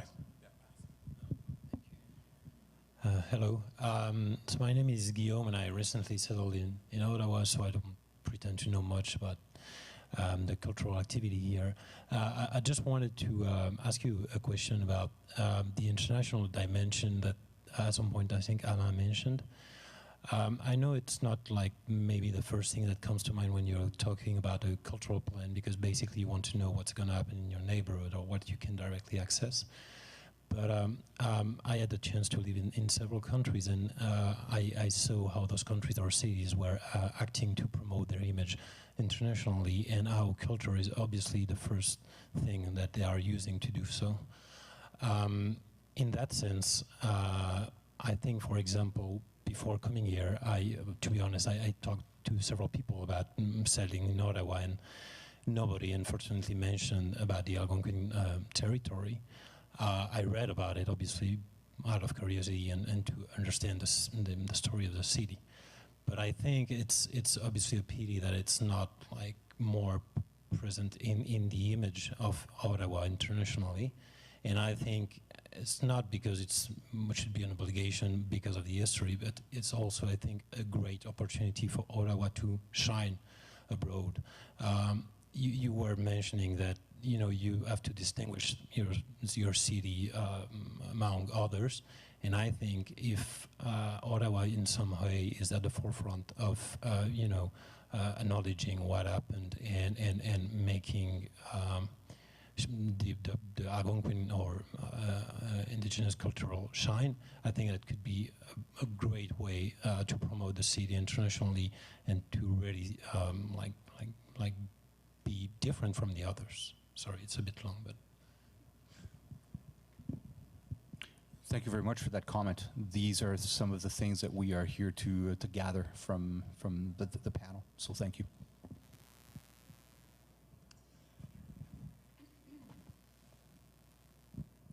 So I think that's all the time we have for questions today. Thank you so much for those great questions. Et un grand merci aux trois conférenciers et aux membres du public pour ce débat animé et instructif. The next section of our program is really the most important part. It's about your engagement and your ideas as we build together. We will be moving after a short break. There should be some coffee and tea and water outside, and in the different breakout rooms there'll be some snacks for you to keep moving along. We will be moving into 5 themed discussion groups in the breakout rooms. As we were working on culture and official plan connections, 4 common themes arose from all of that work that we've been doing.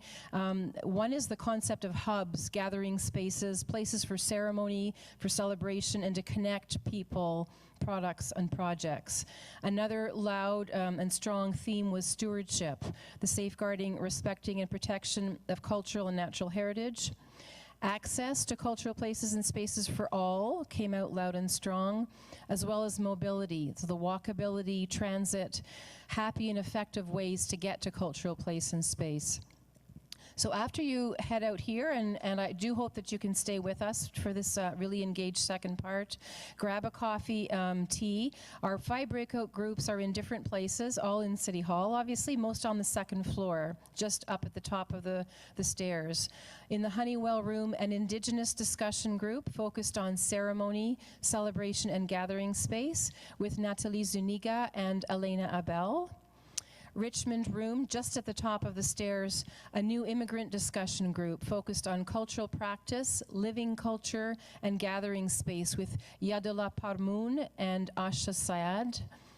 In Jean Piggott Place, so just through here at the far end of this hall, a group aimed at arts, heritage, and culture hubs, focusing on clusters, districts, built heritage, co-location of assets, proximity, and gathering spaces. And that's with Sheena Jardine Olade and Caroline Obaid. In the Billings room upstairs, a group that considers natural areas, rural areas, parks, and open spaces, and focuses on stewardship, safe access, and the junction of culture and nature with François Lachapelle and with Robin Vandeland. And finally, there's an online discussion group that will be going on. The whole thing is online at this point, and that online discussion group will focus on online culture, and that's with Kwende Kafense, apartment 613, and we're hoping maybe a few of our panelists can stay around for a bit of that online discussion group. Nous n'avons pas divisé les groupes de discussion par langue, car vous nous avez clairement indiqué vouloir travailler ensemble. N'hésitez pas à vous exprimer dans la langue de votre choix. De l'aide à cet effet sera à votre disposition dans chaque salle en cas de besoin. So please stay with us. Please come grab a coffee, tea, or water and head up to one of those rooms. You'll find light snacks waiting for you there and co-facilitators. Merci beaucoup et thank you so much, panelists.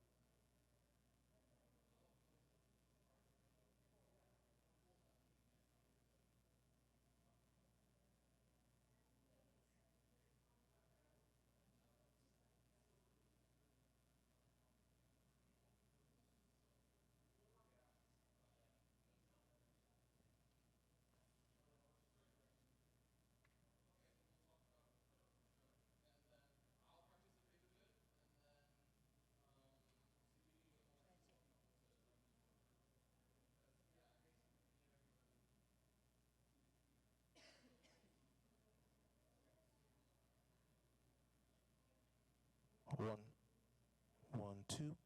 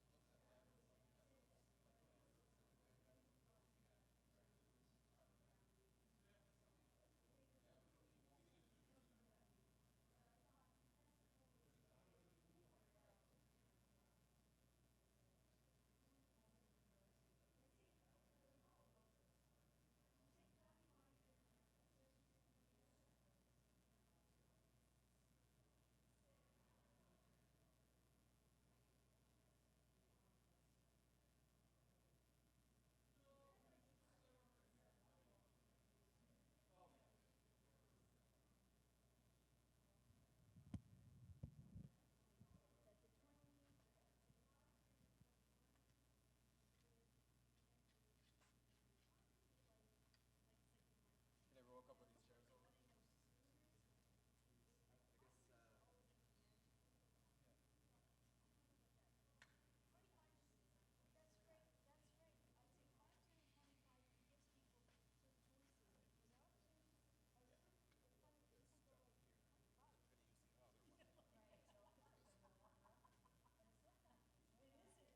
Oh, nice.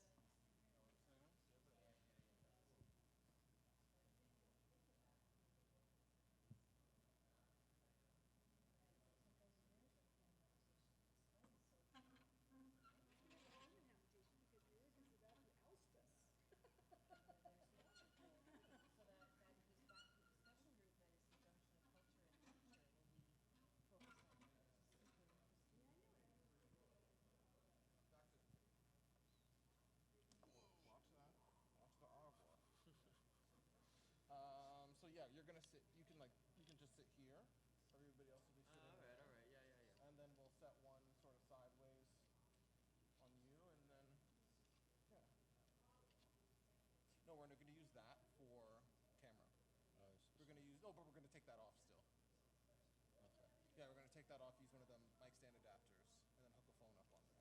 Okay, on this. All right. So Mike's handheld then? Handheld? Yeah. Okay. Turn this off.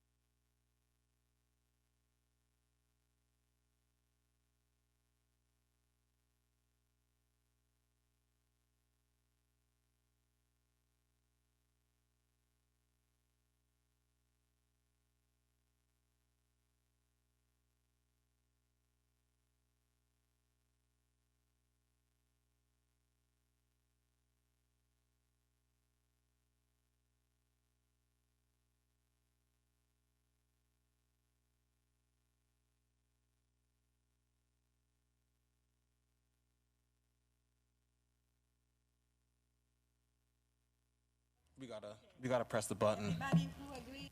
Hi, hi. Hi. Aye. Oh, you want to be, if you're going to participate, then you have to be on that side. I have to sign, that's fine? No, just on that side. Yeah. Well, sign up? Not sign up, just sit on that side. Yeah, because we have a little camera set up right here. No problem. Yep. Oh, man. Yeah. Okay. Camera time. Okay, we ready? We good? So theme discussion groups, what's going on elsewhere? What's going on elsewhere? They got, yeah. Sharon Goldhawk. Sharon Goldhawk. Oh, but I want to go there. Oh, too bad, we got you. So the co-founder of the Long Film Festival. That's fantastic. That's how I'm. Yeah. Good. Okay. Okay, cool. Okay, so that's Yeah. good. Let's set it off. Yeah, exactly. That's what it's about. I don't know, I gotta keep my hat on because I'm trying to stay mobile. I'm keeping my Russ, how are we on the mics? We coming through? Okay.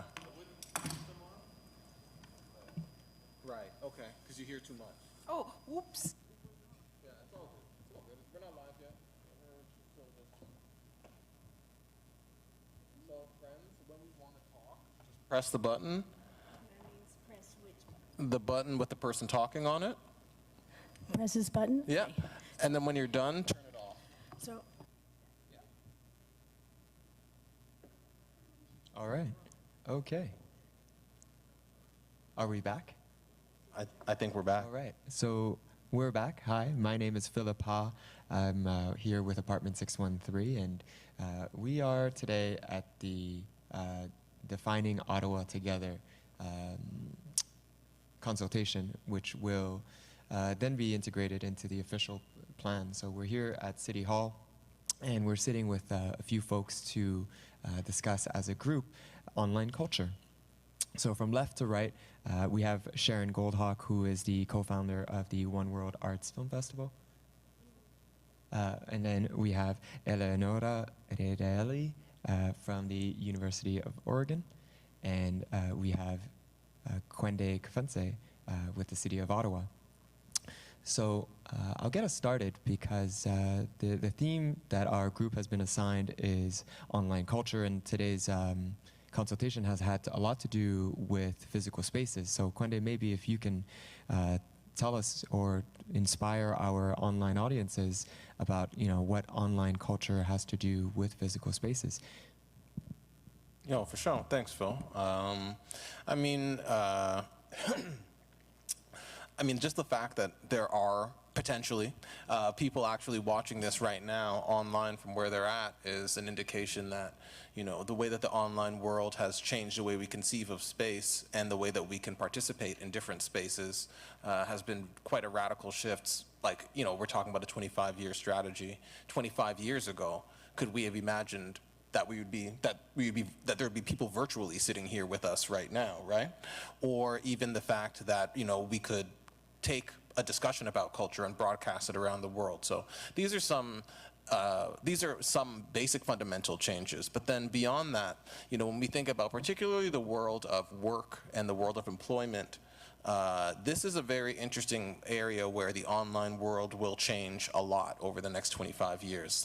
For example, like even 5 years ago, I wasn't working remotely as much as I am now. Sorry, let me rephrase that. I was not working online as much as I am now. I worked quite a bit remotely. What do you do remotely? Well, for example, we're able to, just for example, our team at the City of Ottawa, we now use an application to do our meetings remotely. So some of us are in 4 or 5 different locations. We all meet online and do our work meetings. Beyond that, the City of Ottawa is now encouraging people to use their own devices and to work remotely because they're understanding that, I'm sure for them, they're saving money on all kinds of stuff when people aren't actually coming into a space.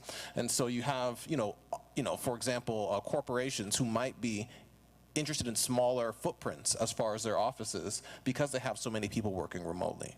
And so this changes the way that, we plan things like the way that we sort of zone and plan for workspaces. And then there are consequences of that. If people are working at home more and they're not traveling back and forth between a workplace and a home space, then they have different kinds of opportunities to learn about what's going on in their communities. And the proliferation of online life and sort of being able to operate online might change the way that we think about communities in terms of how do we plan for communities where people are actually going to be at home more than they will be going back and forth across the city. And so these are just some like basic ideas. A lot of them are sort of focused around the idea of sort of the work-home relationship. But at the same time, that's just some place where we can open it up. I don't know, Eleanor, do you have any other sort of thoughts about how the online world is sort of changing the way we think about physical space? Well, the aspect that I really enjoy the most of the online space is how it can connect people that otherwise could have not been connected. So somewhat is a way to inhabit a physical space in a way that was not possible before, and bring to your own space people that otherwise would never have the opportunity.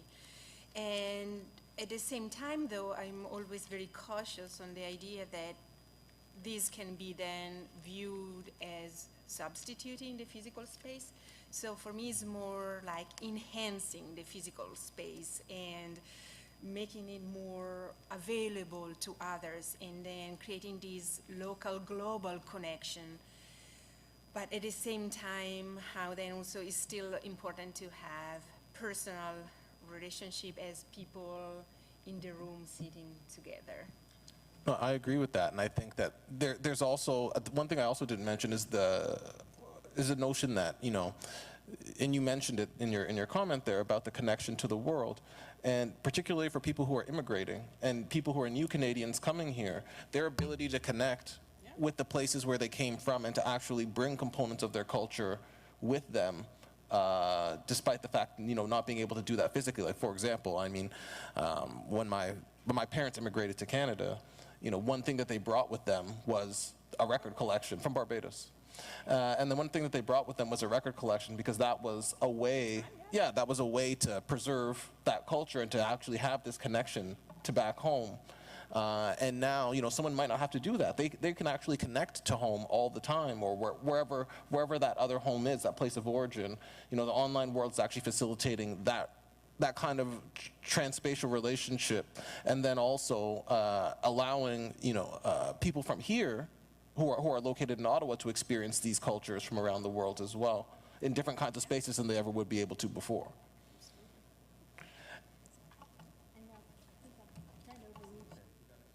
You gotta hit that button.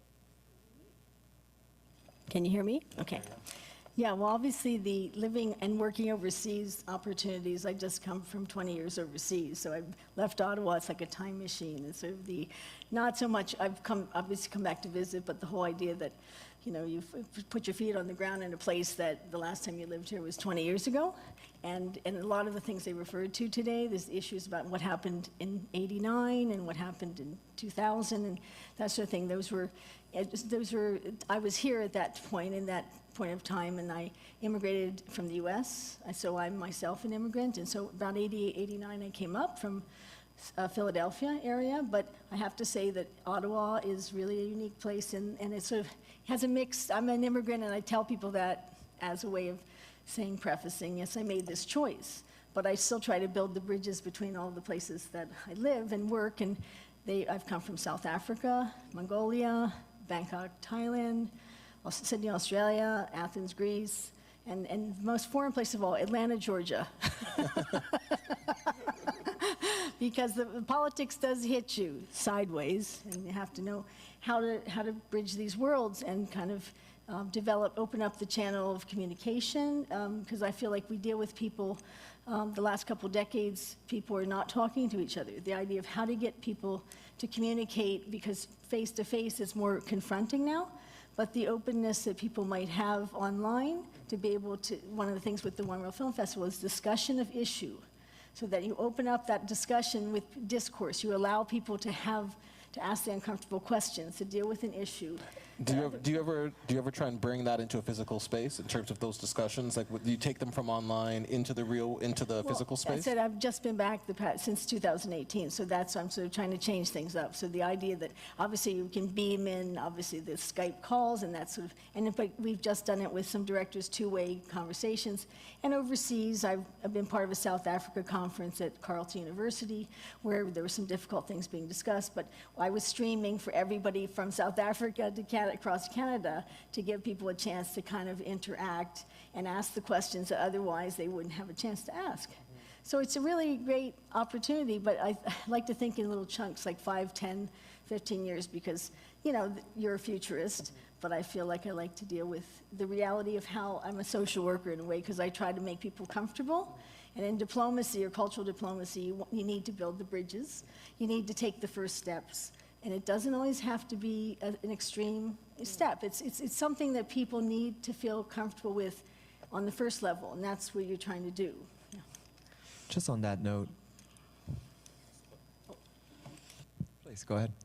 I mean, no, you go ahead. You know, it could be your stand. I was actually just going to say, you know, working with Apartment 613 as its community manager, what that means is you're often trying to engage people on the internet towards some kind of action in a physical space.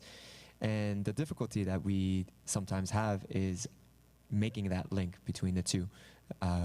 What I've noticed is that we often use the online sphere to either enhance or complement a physical space.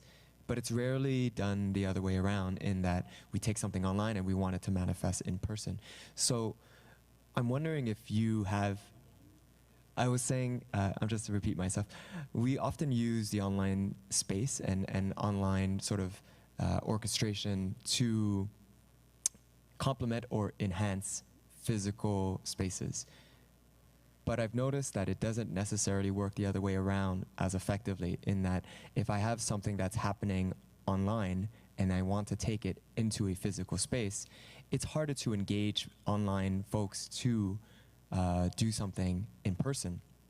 So I'm wondering if you have any ideas as to, you know, how can you make that link from online and bring them into a physical place? Would you give an example, just one, what you're talking about?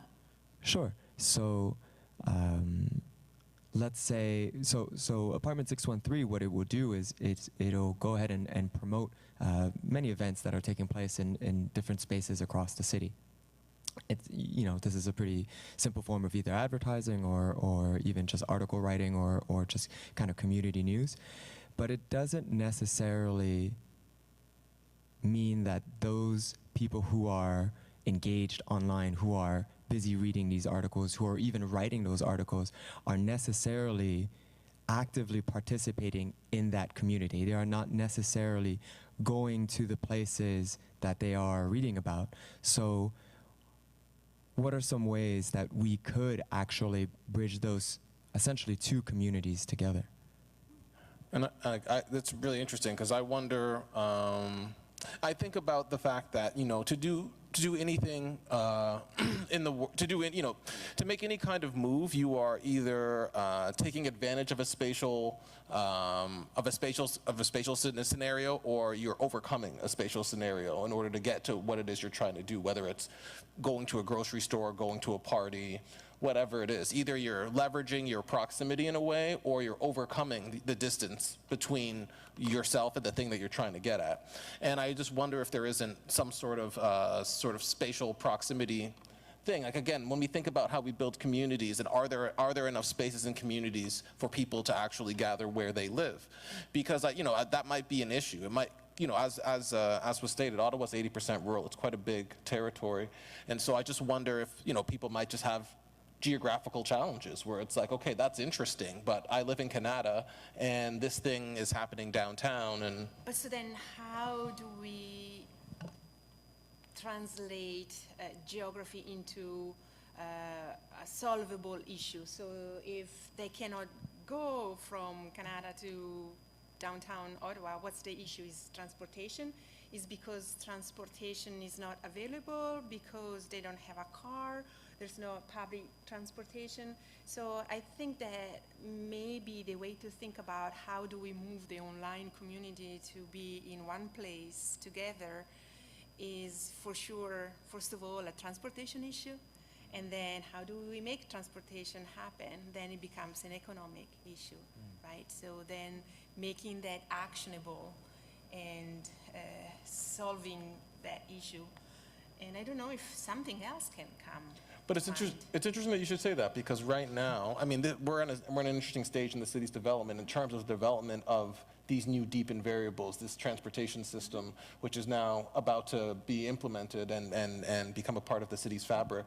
And I think that thinking about the cultural implications and ramifications of that are relevant, because, I mean, I know that when I was growing up, I grew up in the Greater Toronto area, and I grew up starting in Toronto, but then eventually moved to Mississauga. And there were, you know, when I was growing up, that area was in development, and there was a lot of cultural stuff going on in Mississauga, but people in Toronto wouldn't hear about it because we were, you know, 20 minutes away, however close or far that seems. And you know, as transportation networks developed, GO Transit, as there became greater access to Mississauga Transit connecting with TTC and all of these different sort of public modes of being able to connect. And this is obviously, this is all pre-online. You know, not to date myself, but this is all like before the online world was a thing. And so it was very difficult for there to be a strong connection culturally between the activities that were happening in just like a suburb of Toronto and Toronto. Now, I'm so shocked at what's happening. I'm seeing music shows presented in Mississauga that used to never be presented there. And people coming from Toronto to Mississauga because they're actually hearing about things that are going on now. They have that connection, not only in terms of digitally, because they can actually get a sense of what's going on around them, but also physically they have the capacity to get there easily. Okay. They've actually talked about this with the 25-year plan. I just was part of something last week where the idea of the 15, 20-minute community, and that's the way it's referred to as a 15-minute community. So, yeah, the idea is that every place should have, like, it's a neighborhood. And even, I hate to say, but the way people viewed Mississauga and these places were always like, that's the suburb. There is no there. There's no downtown. But now that rethinking of how to make each opportunity to make a community within the community, to give town centers and to give the crossroads, to give that an opportunity. And it's easier to happen in a place like Ottawa. Toronto is, you know, vast, and I used to live down on around Spadina and Bloor or whatever down there in the Annex when you could live there. Okay, won't go there. But the idea is that Toronto is, you know, so many amazing neighborhoods, and so does Ottawa. So this is to give credit to people that live and build their own communities, and there is now funding and there is a support system to support. Like, there are so many places that people would never go, but once you go there, you find that there is something there, that the community, and I'm about community development because I worked with the homeless in Philadelphia when I was in university. I always am about how to cross into different communities and build the bridges, you know, the gang issues, the gang attitudes, the way that people end up alienating each other, even if it's just in their mind. Like, people just don't cross those bridges. So making, so I hate to say it, but it's sort of like crash landing into these different communities and showing that there is something there, like you're saying, that disproving them. And I think that some of the online, some of what's on the online world is what, I mean, at least these days, that's how people are sort of gathering and in some ways sort of crystallizing what it is they want to get together about in the real world. You know, or in the physical world. And so it's interesting to see that the way that some of these, well, Phil, like you were saying, the way that some of these things can translate and how difficult it is to translate others. And I think, you know, just one other thing is, you know, what I find interesting, particularly about what you guys do. You know, in Ottawa, there used to be, you know, an Arts and Culture Weekly, the Ottawa Express, and it was easy to go and find sort of what was going on in the city because you could just go to a corner where there would be a box where these papers would be distributed. And now, you know, what we have, thankfully, is Apartment 613, because that whole physical component of how to get information has really just evaporated. And, you know, thinking about that and in terms of, you know, there used to be this, there used to be a different kind of relationship to the physical city that you would, I guess there used to be a different relationship between information and the physical city. And now it's quite different. And, you know, just thinking about that as well, I think is something to, you know, to problematize a bit as we consider the official plan. So another aspect, so then what I've heard is then communication, and it seems that the online aspect is taking care of communication, so then people know about what's going on. And then transportation can be an issue that comes into how do I get there. But then also I think that is also the purpose, that also what's really the purpose for me to be there, or is that enough for me to know about that online, or is that a concert, so then if I can hear about it and I can hear the music in my living room, so is that enough? So what will also make me to go through the hassle of finding the right transportation to get there? What's the value added? So information, I have it, transportation maybe, but then what's making me go through understanding how to get there? What's really the purpose? Is there an advantage, right? So an example that is very basic is online dating, right? People get access to people that otherwise how would they get to know them, right? But then what makes you to go and get coffee with that person? Right. I'm going to talk. We could go there. We could go there. Yeah, I can see that. What motivates people to get up out of their nest and come out and connect and actually have interaction, and whether it's participation or just to watch something or listen to a concert.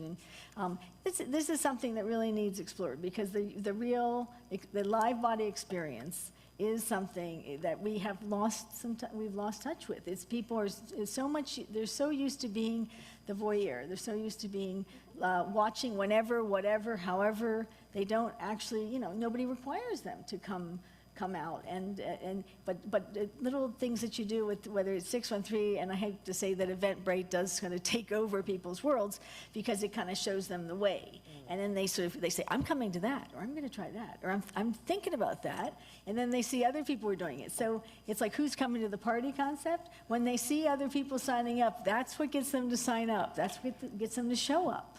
The social aspect. Yeah, no, absolutely. Yeah. And I think, you know, this is a fascinating thing as well, because recently, that's another example, and this is an example of the way that the online world can help bring people together, and a good example in terms of what you're talking about, in terms of what's the value of it. You know, recently there was a concert that happened in Ottawa by an artist called Mdu Mokhtar, and right. And he's somebody from the Sahel region of North Africa. He's a real African rock star. I'm going to say that was part of the Sol video, the Knot space. That was really cool, because it evolved out of the Sol that performance, the video co-op, and Nevin over at the Knot space. It brought him because he'd seen him, you know, out in the world, and then he decided, and then he got the video, and then they showed the video in the installation space, and then he got him to come in person, and we were there, and it was so great. And so, but what I was going to say is that, you know, what was interesting about that show was that.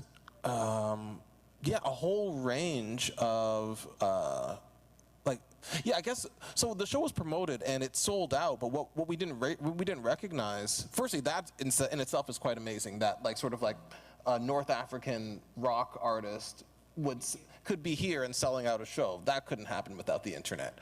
And then, or maybe it could. No, I shouldn't say that. Maybe it could, but it would be very challenging. And then the other thing, too, is that a whole group of community members from Niger. So there were all these people from Niger in traditional dress who showed up because they heard about the show somehow, and they said, oh my God, like, this is our culture. We have to come through. And then that was how, you know, for me, I personally made connections with people from Niger and Ottawa, and that was how I knew where they were and sort of what was going on with that community, because they heard about something online and they determined that it's like, yo, I have to be there because this is my culture. And this is, you know, another way that the online world can actually bring access by actually, you know, putting the information out there. And if it's meaningful, as you said, if there's a real meaningful social component to it, people will actually get together, and then that will start developing those new connections. I think that was an accessible crossroads space, because where they held it, it wasn't buried in some club downstairs somewhere. It was visible from outside. You could walk by it. You could be intrigued to walk into it. It was like it was the downtown space, really close to the Parliament stop and everything. Queen Street Fair. Yeah, Queen Street Fair, and that is a new space to me. But I have to say, what a cool space, because it was sort of, you know, different things at different time of day. It becomes different things, and it was like such a cool club. Yeah. And that's interesting because so that shows also how a physical space can learn from online visibility. So visibility is something that you can portray online, so then a lot of people knew about that because of internet, but was not enough. So then she's really highlighting how also visibility should be also once you are there, right? That you can find the place, that you know where to go. And then another aspect that seems very important is that also local global connection. So you bring people that are from Niger, but that they're here, that otherwise maybe they don't have voice and don't have that visibility. Maybe that's also a way to bring them here and make them visible. I really like where this is going about how we're talking about the accessibility that online culture provides, right? Right now, we're live streaming this so that folks who cannot be in the room or at City Hall can either participate or at least listen in to be informed over time. Do you have any notions as to how the city could improve this kind of sort of infrastructure that would allow folks online to bring these experiences in a more lively manner? So, you know, as an example, Apartment 613 started, you know, 10 years ago as just a group of friends who were, you know, writing about the content. Now, today, we have folks who are not writing at all. They're submitting photo essays, they're making videos, they're live streaming, they're doing this from a mobile device, but generally they do this with whatever means that they have. So I'm curious to know, you know, can the city do any better? If you don't mind me mentioning this, it's just a way of building another bridge. And as soon as you said that's what it's all about, accessibility and the opportunity that to test the waters in different ways. And as you're suggesting, we need to experiment more, try things, and actually fail sometimes, because the willingness to try and fail. But I will just tell you as an example, for One World Arts and One World Film Festival, we've actually, just as a way of building a bridge here, is we have people who have actually stayed connected to our group and volunteering time that moved to Brazil, Lebanon, South Africa, you know, and Asia, that have been here. They were moving away for long periods of time, or short periods of time, but they actually stayed connected to their contribution or their opportunity to contribute because of this online participation, the idea that they had been here and participated, and then they didn't want to leave it behind, but they can literally they can help us with social media, communications, grant writing, you know, fundraising, advocacy, the idea that it's all out there, and even networking and making the connections about the musicians, and whether it's because we do short film or feature film, and I got some stuff from South Africa, and I brought the people here, and then you sort of try to develop something in the community which reflects housing. It was a big issue. So I did it's called Not My Neighborhood. We screened it last year during the tornado, mind you. We actually ran a film festival That was started on the Thursday, and Friday, they were driving across town. They had never been here before. They were from South Africa, lost the GPS signal, and arrived in a tornado, lost the power. It was a very interesting example of what happens, that you have to be prepared for anything, because when they got to Arts Court, I sort of gave them some landmarks to sort of get here. They ended up, it was sort of like the thing that happens in South Africa. I was there. You lose your power. You get cut, but you still have to do your thing. And so they were like, this is like home. Just like home.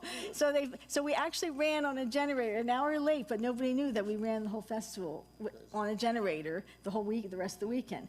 But it was sort of like, just go with the flow. But they came here, they had some really informal interaction, like you mentioned about the musicians. And once you do that, it really sort of sparked an interest in coming back and working in the community.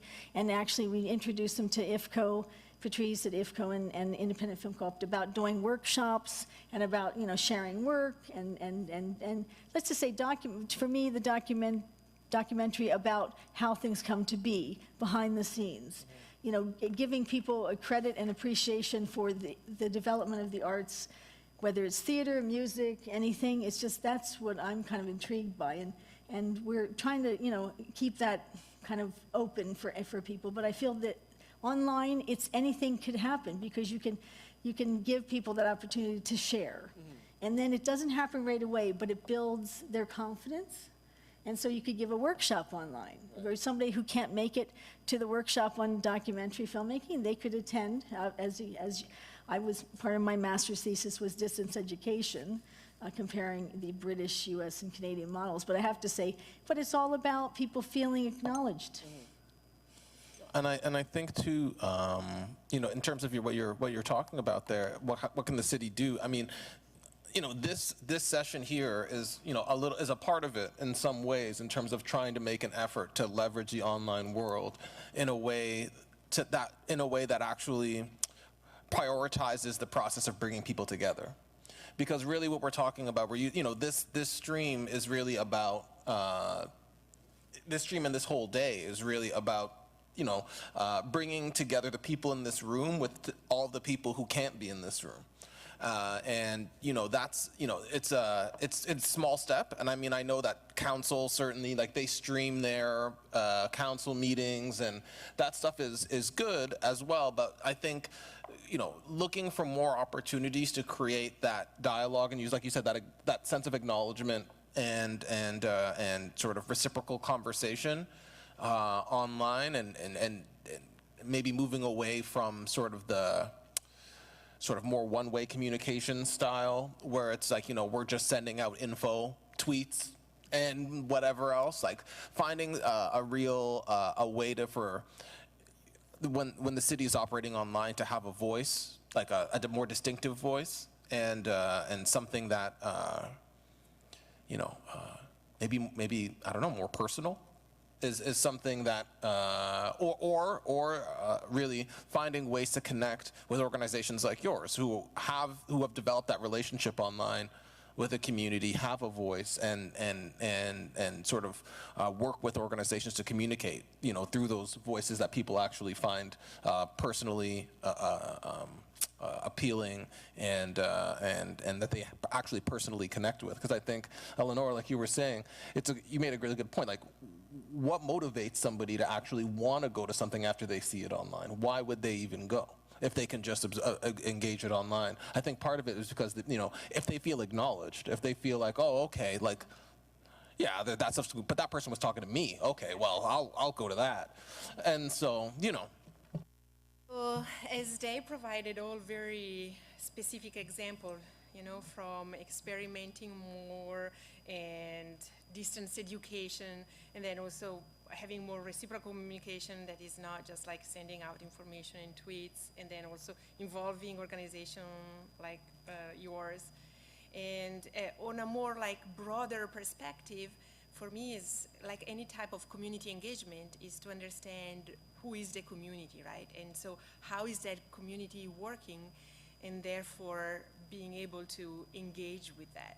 And so understanding how an online community works is going to be important for the city. So always you know, doing that research before then getting into action plan as well. I agree with that. I mean, I think I think that there's a gap in knowledge, perhaps, about sort of like the structure and hierarchy of how information flows through the city, because it's very different than it was. Obviously, like there was a point in time where if you could get an article in the Ottawa Citizen, you've made it to the Bali Politic. Like, you know what I'm saying? Like that's it. Like everybody will get it. And now, because the information networks are so diffuse, the way to connect with people, or I guess I should say, I don't think you know, maybe the city has a fulsome understanding of, you know, the structure of its online community in the same way that it does the structure of the streets.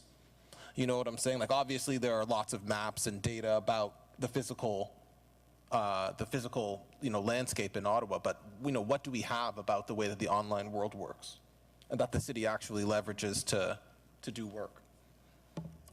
I'm going to say something about the One World Film Festival, because it's, as we speak, we're spreading it out between, you know, it's not a weekend anymore, like during the tornado weekend last year, so we don't have to worry. So it's between late September throughout October. There's a 19th of October thing coming up, which is but the discussions about truth and in a post-truth world, that's the film we're showing, Bellingcat, which is from the Netherlands. So in the Canadian film, which is We Will Stand Up, and we'll have discussion after both of those things, which is really what the film festival is all about, is to be able to raise the issues, ask the questions, not just talk about how a film was made, but talk about the issue on the table, and actually have discourse and have people, you know, it would be great to debate. And I think that's the idea, is to get people sort of show up in person and ask your question.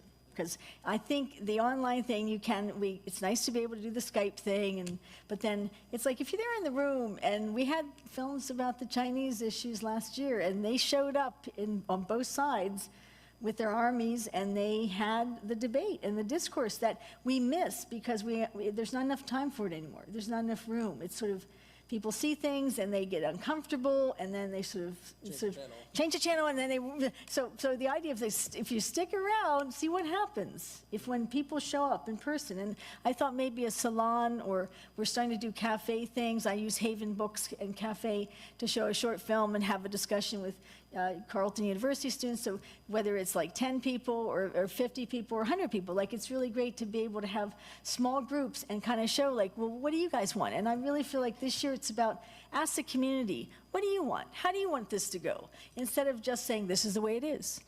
The model, it can be anything. We can break the model, and then just, the point, the difference that we find is that when people are in the room and the issue comes up, then there's an opportunity to have action. So that means that people step up and they say, now what are you going to do about it? And they actually show up and they sign up. And they actually do something, and it makes them feel amazing. The fact that you actually give people that power of acknowledgement and participation beyond just watching something, okay?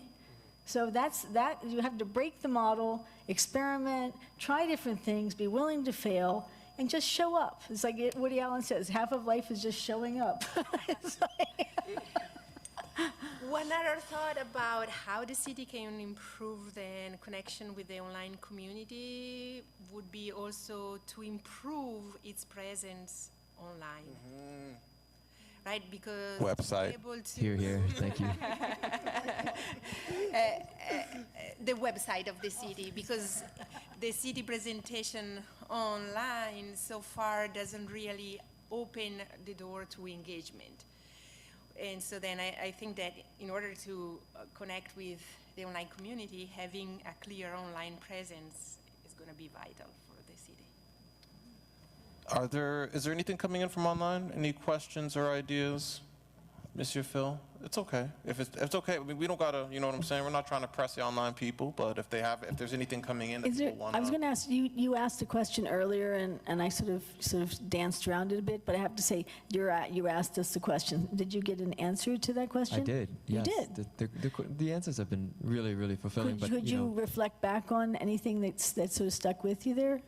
Well, something that has stuck with me is, you know, the online community is a really wide one, and so from what I'm hearing, it isn't necessarily about finding a singular method. It's really about understanding that there's a whole range of different types of people that you're trying to reach and activate.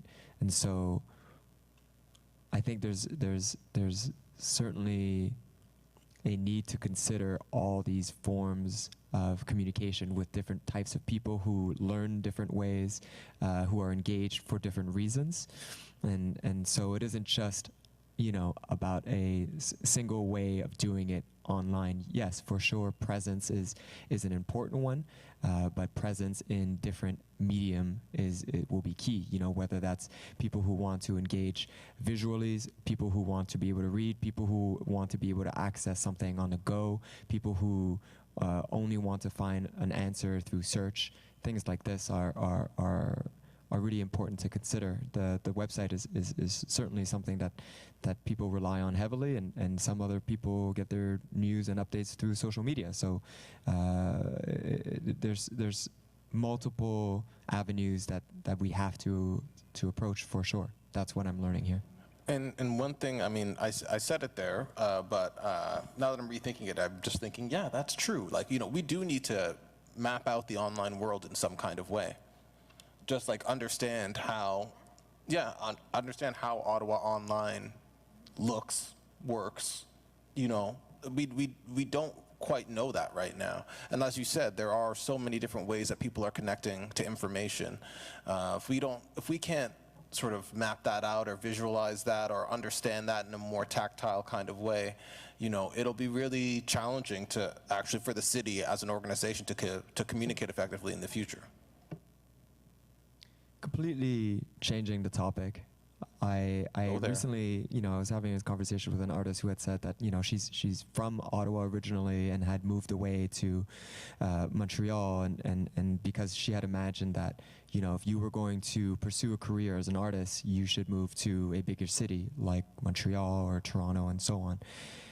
And she's realized that, you know, through things like, you know, Instagram, she's been able to sell her art internationally. So she's moved back to Ottawa because this is, you know, this is home, but it also is a sort of culture that she not only relates to, but feels that she can contribute to. So that's one thing that I just want to throw into the mix and see if you have any ideas or notions about that. She's a visual artist? She is, yes. Okay, so graphic, painting, installation, what, all of it? I'd say all of it. But yeah, painting is a good way to put it. And she's in Montreal now, but she's come back. She's in Ottawa now. Okay. Yeah, because the idea is that I've always felt like artists, it's a sort of a private world of when they create, and obviously she's sharing this probably with blog and obviously any opportunity she has to share her experience of creating and developing her work. It gives insight. I feel like I've gone to some workshops or sessions here in Ottawa recently that give people an opportunity to get a peek into those worlds that are very private usually, and people write books, they don't come out of their room. Like I went to sort of a weekend on people writing books. It was great because it's sort of, those are the people that then I connected with, and then I tried to develop sort of a different kind of relationship with, because they were developing their own work in their own private space. But they needed to help with collaboration. They needed to connect with people. I feel like people should not be left, you know, all the time by themselves and feeling that there's nobody else there and nobody cares what I'm doing. And unless you connect directly with, I like her work, or if I don't like her work, then you never talk to them again. But I feel like it's nice to build the opportunities for people to work with each other in whatever way they might need that would help them with their work. So she may or may not need that kind of experience, but the salon or the cafe network, or the opportunity for a writer or an artist to be in sort of an electronic salon setting and actually, you know, show behind the scenes. What is she doing? Show how she creates her work. Give us some of that insight. It's sort of like a mini documentary clip, but that might actually, it helps build the bridge. And I think it's interesting the way that the online world, or that access to the world can actually help root you in place. The idea that because, you know, you're able to access all these different places, it might mean that you're able to actually stay where you're at and contribute to the place where you're at in a different kind of way than before. You know, an artist like your friend, as you said before, might have felt like, you know, to be able to access industry, I have to go to like an industry city. And now, you know, you can build that relationship with industry and live wherever you're at.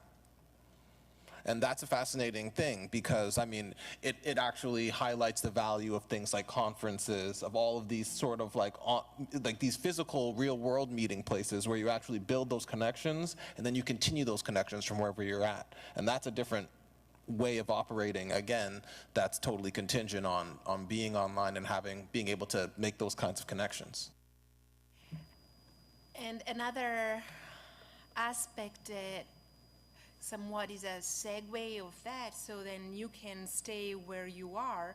And what is important about that is that anyway you see all the aspects that are part of a place, just like when you look for a book online and then you order that book and you just get that. While then if you go to the library to search for that book, then you see all the similar books that are around that book, right, that have similar titles. And so then, yeah, you can be also very specific about, and online allows you for specificity, but then also there is a nice aspect of from there, right? That the real world gives you, yeah. It's like the browse. It's always like the accidental discovery is always the nicest one. It's like that's why you miss browsing, like, you know, libraries and used bookshops. It always offers these amazing connections and ways of building. Again, it's connections that we don't expect. And I believe in synchronicity, and especially for artists, things happen sometimes when you get off path. And that's why if people stay on their path so much and they have a planned and schedule in life, it's like deviate from your path, because that will give you these opportunities you just cannot imagine. And this is the idea that I think makes artists vital for planners, because planners don't usually embrace this idea. Actually, they resist it. And so, yeah, everything should happen in a certain way, so they don't embrace serendipity. And so while then if they can work with artists, then can embrace different way to approach the world and also make the best of these new approaches. And I think, you know, you made a really good point just now about, particularly about... You should say a person's name when you say that. You say, you made a good point. Sharon, you made a good point there. It does actually say, you are right. People don't hear that word very much. I always said, better than I love you. You are right. Okay, excuse me, touche. But Sharon, you're right in terms of the idea about, you know, the effect of browsing and being able to sort of look at things in a slightly more general way. And I think that one of the more, we've been talking in some ways about, I think we've been talking in very positive light about the online world, but I think that one of the more challenging things and potentially like insidious things about the online world is the way that it's ringy and recursive, because of the way that the personalization of the internet has made it such that, you know, you only see the stuff that you want to see now, or that artificial intelligence can, you know, based on your past choices, there's a sort of path dependency about the way that people use the internet. And so, as you said, when you're looking at Amazon, you're not seeing all the books, you're seeing the books that the artificial intelligence has determined that you will most likely want to see. And, you know, this is a challenging component of the online world, because it's the component that actually creates separate worlds for people online. And, you know, this is something that, and I think that that's part of something that the physical space helps people overcome, but it can be challenging sometimes because, yeah, like I said, you know, the internet, particularly at the internet that we're on, the version of the internet that we're on right now, is heavily inundated with algorithms that personalize everything such that you don't, you know, it's all walled gardens in some ways. And well, you're bringing in a different dimension that is also how the internet is not just a tool you're using, but is also the big brother that is kind of looking at you, monitoring you, you know, in all very little step, and then studying what that means. And sometimes we forget that we are viewed when we are viewing. Yeah, right? And the connect and the disconnect is a big thing, because I have an 18-year-old now that's just first semester university, and we lived overseas, her whole life. So the last year and a half, 2 years in Ottawa, she finally got to, live in Ottawa, and this is home per se. But she's, of course, had to go to the big city, Toronto, because I walked her around Toronto too many times, It's like, and but down at Ryerson, of course, in psychology. But I have to say that there is this worry about, they say, the negative side is feeling disconnected. Young people, old people, anybody people, living in a disconnected world and feeling, and they sort of trying so much, like there's all this looking at your phone stuff, but the idea that how do you build a positive connection? Like that's what you're talking about. How do you help to sort of nurture that and guide that as much as possible without controlling it too much? Like, again, experimenting, letting things happen, letting things fail. Like, and I think the government, I hate to say it, but obviously things are about control, and it's always about control, and the website is one sort of control mechanism. It's a control mechanism that this is the way we want you to view things, but allowing, like an artist in residence at City of Ottawa, could be a social media artist in residence, just an experimental period where you don't, sign that person up for years. You sign them up for a few months. It's like an in-school artist in residence program where you just let an artist in residence be part of that online connection to develop different opportunities, different ways of seeing things, and not just handing it over to somebody for a long time because they want it to change. Phil, any thoughts on all that? It's all very good, really.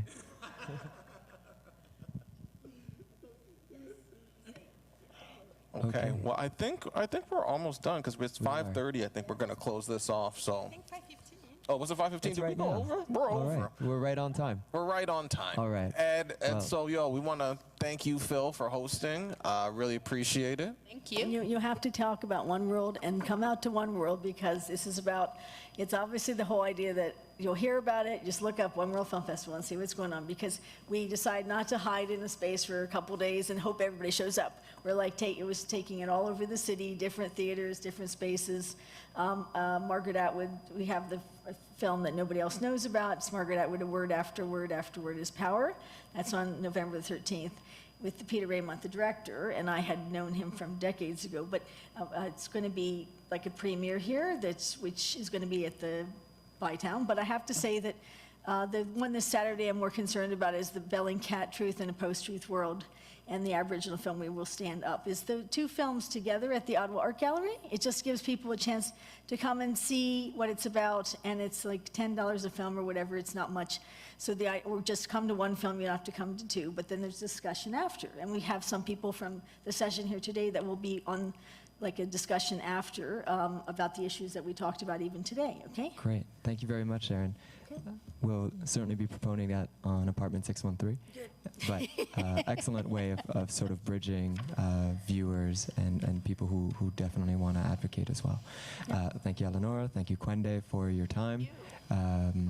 For those who are watching this online, the live stream obviously will live on apartment 613. For those who are looking to share more ideas, we will also be posting a link on the website towards Engage Ottawa, which is the City of Ottawa's online platform for feedback and ideas. So we will be publishing that in the very short-term future. But until then, this live stream will live on YouTube for forever. Whoa. Merci. You didn't tell me that. Did I sign something? Yes, probably. You don't want to live forever? Did you live forever? I was going to say signing something online. That's a way to live forever. It is kind of interesting that way, because I never really thought about it. Like,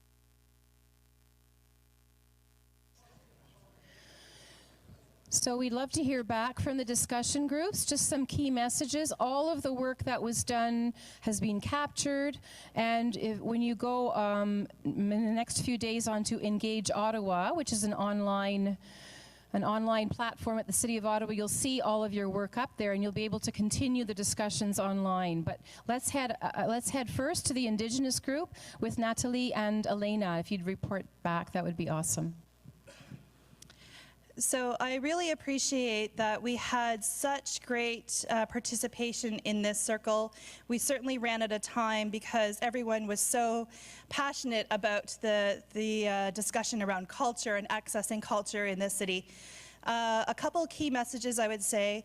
There was a real emphasis that we needed to take the appropriate amount of time to go through the process, to follow proper protocol, to engage with our host nations, the Algonquin host communities, and look at this in a long-term strategic sense. We also talked about ensuring that there was access and what that would involve. So in terms of perhaps access to ceremonial space, to have a sweat lodge, what would that include? So we did a little bit of a visioning exercise and talked about the elements that might be included in there and the process of how people might access it. What else? I'll pass it on. Yeah, we talk about, just to add to what Elena was saying, we talk about, given that we are on Algonquin land, that the facilitation of the space should be Algonquin. And we talk about the safety, so that all levels of government agree on provide safety and the feeling of safeness, you know, for the Algonquin or for the indigenous people that are using the space. So that, for example, the people mentioned about police approaching them and not understanding. So that people that all levels of government are aware and culturally aware of how to work and communicate and connect and collaborate with the indigenous peoples. Thank you.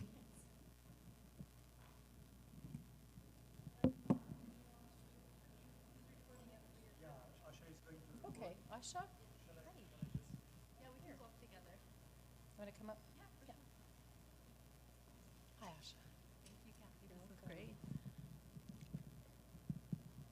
Hello, everyone. So we are part of the New Immigrants group.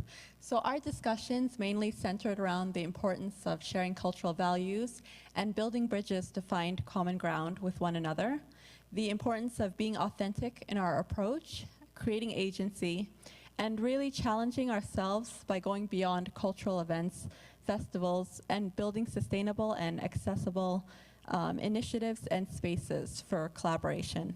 So to this end, we recommend that the official plan should include respect established cultures in Ottawa and welcome new cultures, develop spaces to celebrate diverse cultures, inter and intra-communal spaces, involve brainstorming sessions attended by new immigrants, and include support mechanisms for cultural communities and city supports. Yeah, that was all. Just I would like just to first of all thank all of the people who just joined us, especially Caroline, who just helped a lot. The main points were listed by Asha, and these are the outcomes of the session. The other thing that I would like to mention is that during the discussion, many specific examples, good practices, and also more specific proposals were presented. We tried to just generalize them into these 4 recommendations, but the specific examples and recommendations have remained with us, and we are going to just work on them. The main thing that was recommended by the members was that this was only a starting point, and there is a need for constant, involvement of new immigrants in brainstorming sessions, in discussions, where that are going to lead to the finalization of the official plan.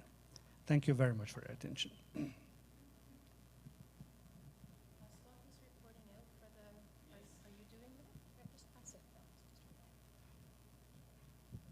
Hi, my name is François Lachapelle. So I was with Robin van der Laan, a planner from the city, facilitating the group on, it's the long title, you remember it? Natural areas, rural areas, parks, and open spaces. So at the end, we had to rush, so we came with three main ideas that were guiding all the discussions. Fantastic one we had, even if our group was small. So I'll just read them. First, it takes some time for a new community in a new development to grow as a community.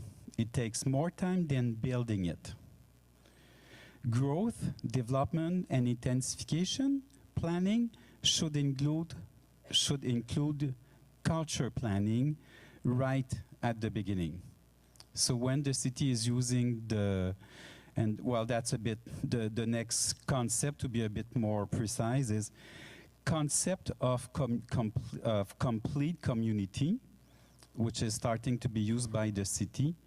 So it's not only for new development, it's for all community.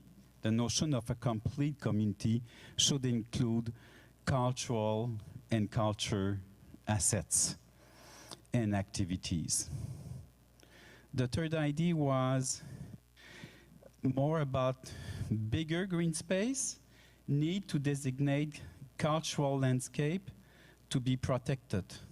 The view, the green, these are example, is the view, and the green pale is so unique as a cultural landscape, needs to be preserved not only as a space you look from the plane, but also the view it provides to the city from communities living over or within the green belt. It's nice to know that it's not a wall, it's a green belt that surrounds the city.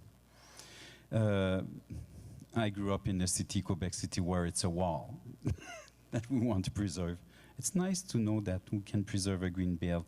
Access to natural spaces, the notion of walkability, accessibility is very important for natural spaces, whether it's small like a park or big like a landscape or a green belt.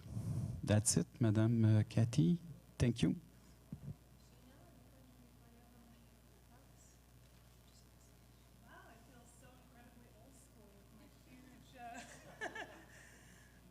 It looks like I have a lot, but not really. It's because you just shifted 30. That's happening. There we go. So I was part of the arts, let me just see here, arts, heritage, and cultural hubs. So we were looking at clusters, districts, built heritage, co-location of assets, proximity, and gathering space.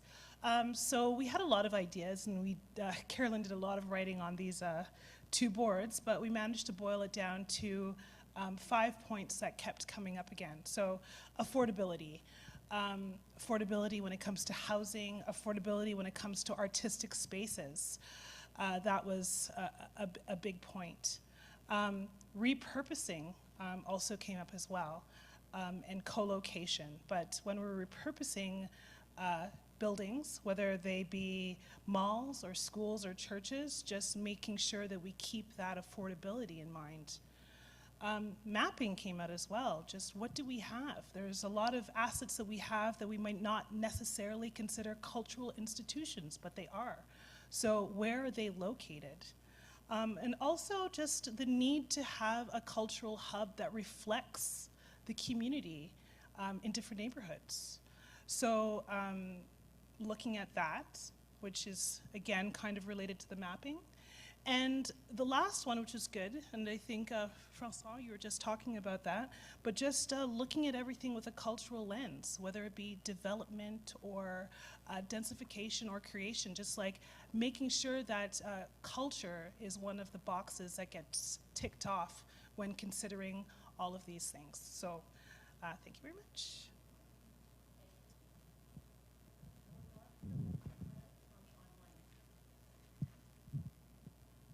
I'm reporting about the online culture group, Eleonora Redaelli. You might have seen me before.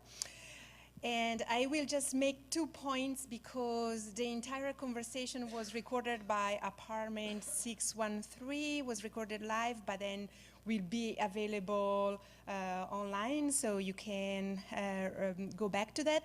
So 2 main ideas came out from discussing how online community are now enhancing our possibility to connect with people. And so they are enhancing physical spaces. But then what happens, or how does online can also come into physical space? So kind of reversing the perspective.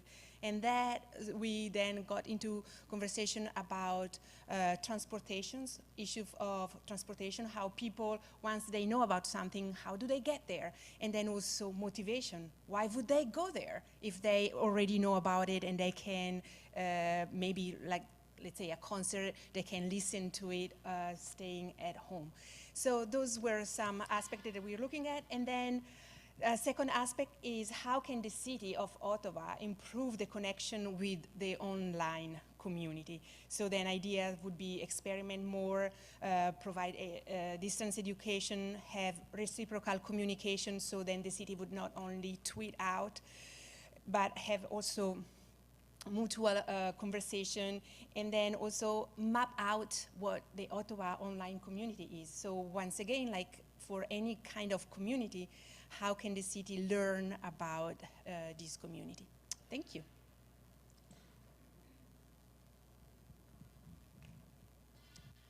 Thank you. So you can see the results, how rich they are when you're working together and when you're fully engaged. So thank you so much, and grand merci for all of your participation. It's not finished yet. This material will be online at Engage Ottawa, Participons Ottawa, and it will be, you'll still be able to connect into this discussion for about a week and a half. If you have not signed in today, please do so. We'd love to stay in touch with you on this topic and others. And our contact information is in your information packages, so we would love to hear from you. If anyone wants to call, wants to connect with us with other ideas, we're happy to connect with you. I'll send it to you. And just a final word that we will be sending out the link to the stream of all of this, the whole day. Everything that happened in here was live streamed, and so we will be sending the link out to that, along with the link to Engage Ottawa, where you can follow up, upvote the top ideas that you guys responded to and resonated with you for the day, and continue to add comments and also places, significant places on the map. And we still got one question. Let's get it. Oh, okay. Go ahead. Okay. What's going on? In our session, we were told that to give input to Engage Ottawa, we have till October 18th. It's 27. So you got a little bit more than till tomorrow. So you're good. We're gonna send out the link to, again, not only to this stream, but also to Engage Ottawa, where you can then continue the input. And we'd really appreciate as much input as possible. So thank you once again. There is a survey online on the official plan on Engage Ottawa, and a survey is open until the 18th. So that there is a survey that's still, you can still fill it out by the 18th. This piece is going longer to the 27th. So those are the 2 dates at this point. Yeah. In December, there will be presentation made to Committee and Council for official plan in terms of policy directions, and delegations will be accepted at that point. So, yeah.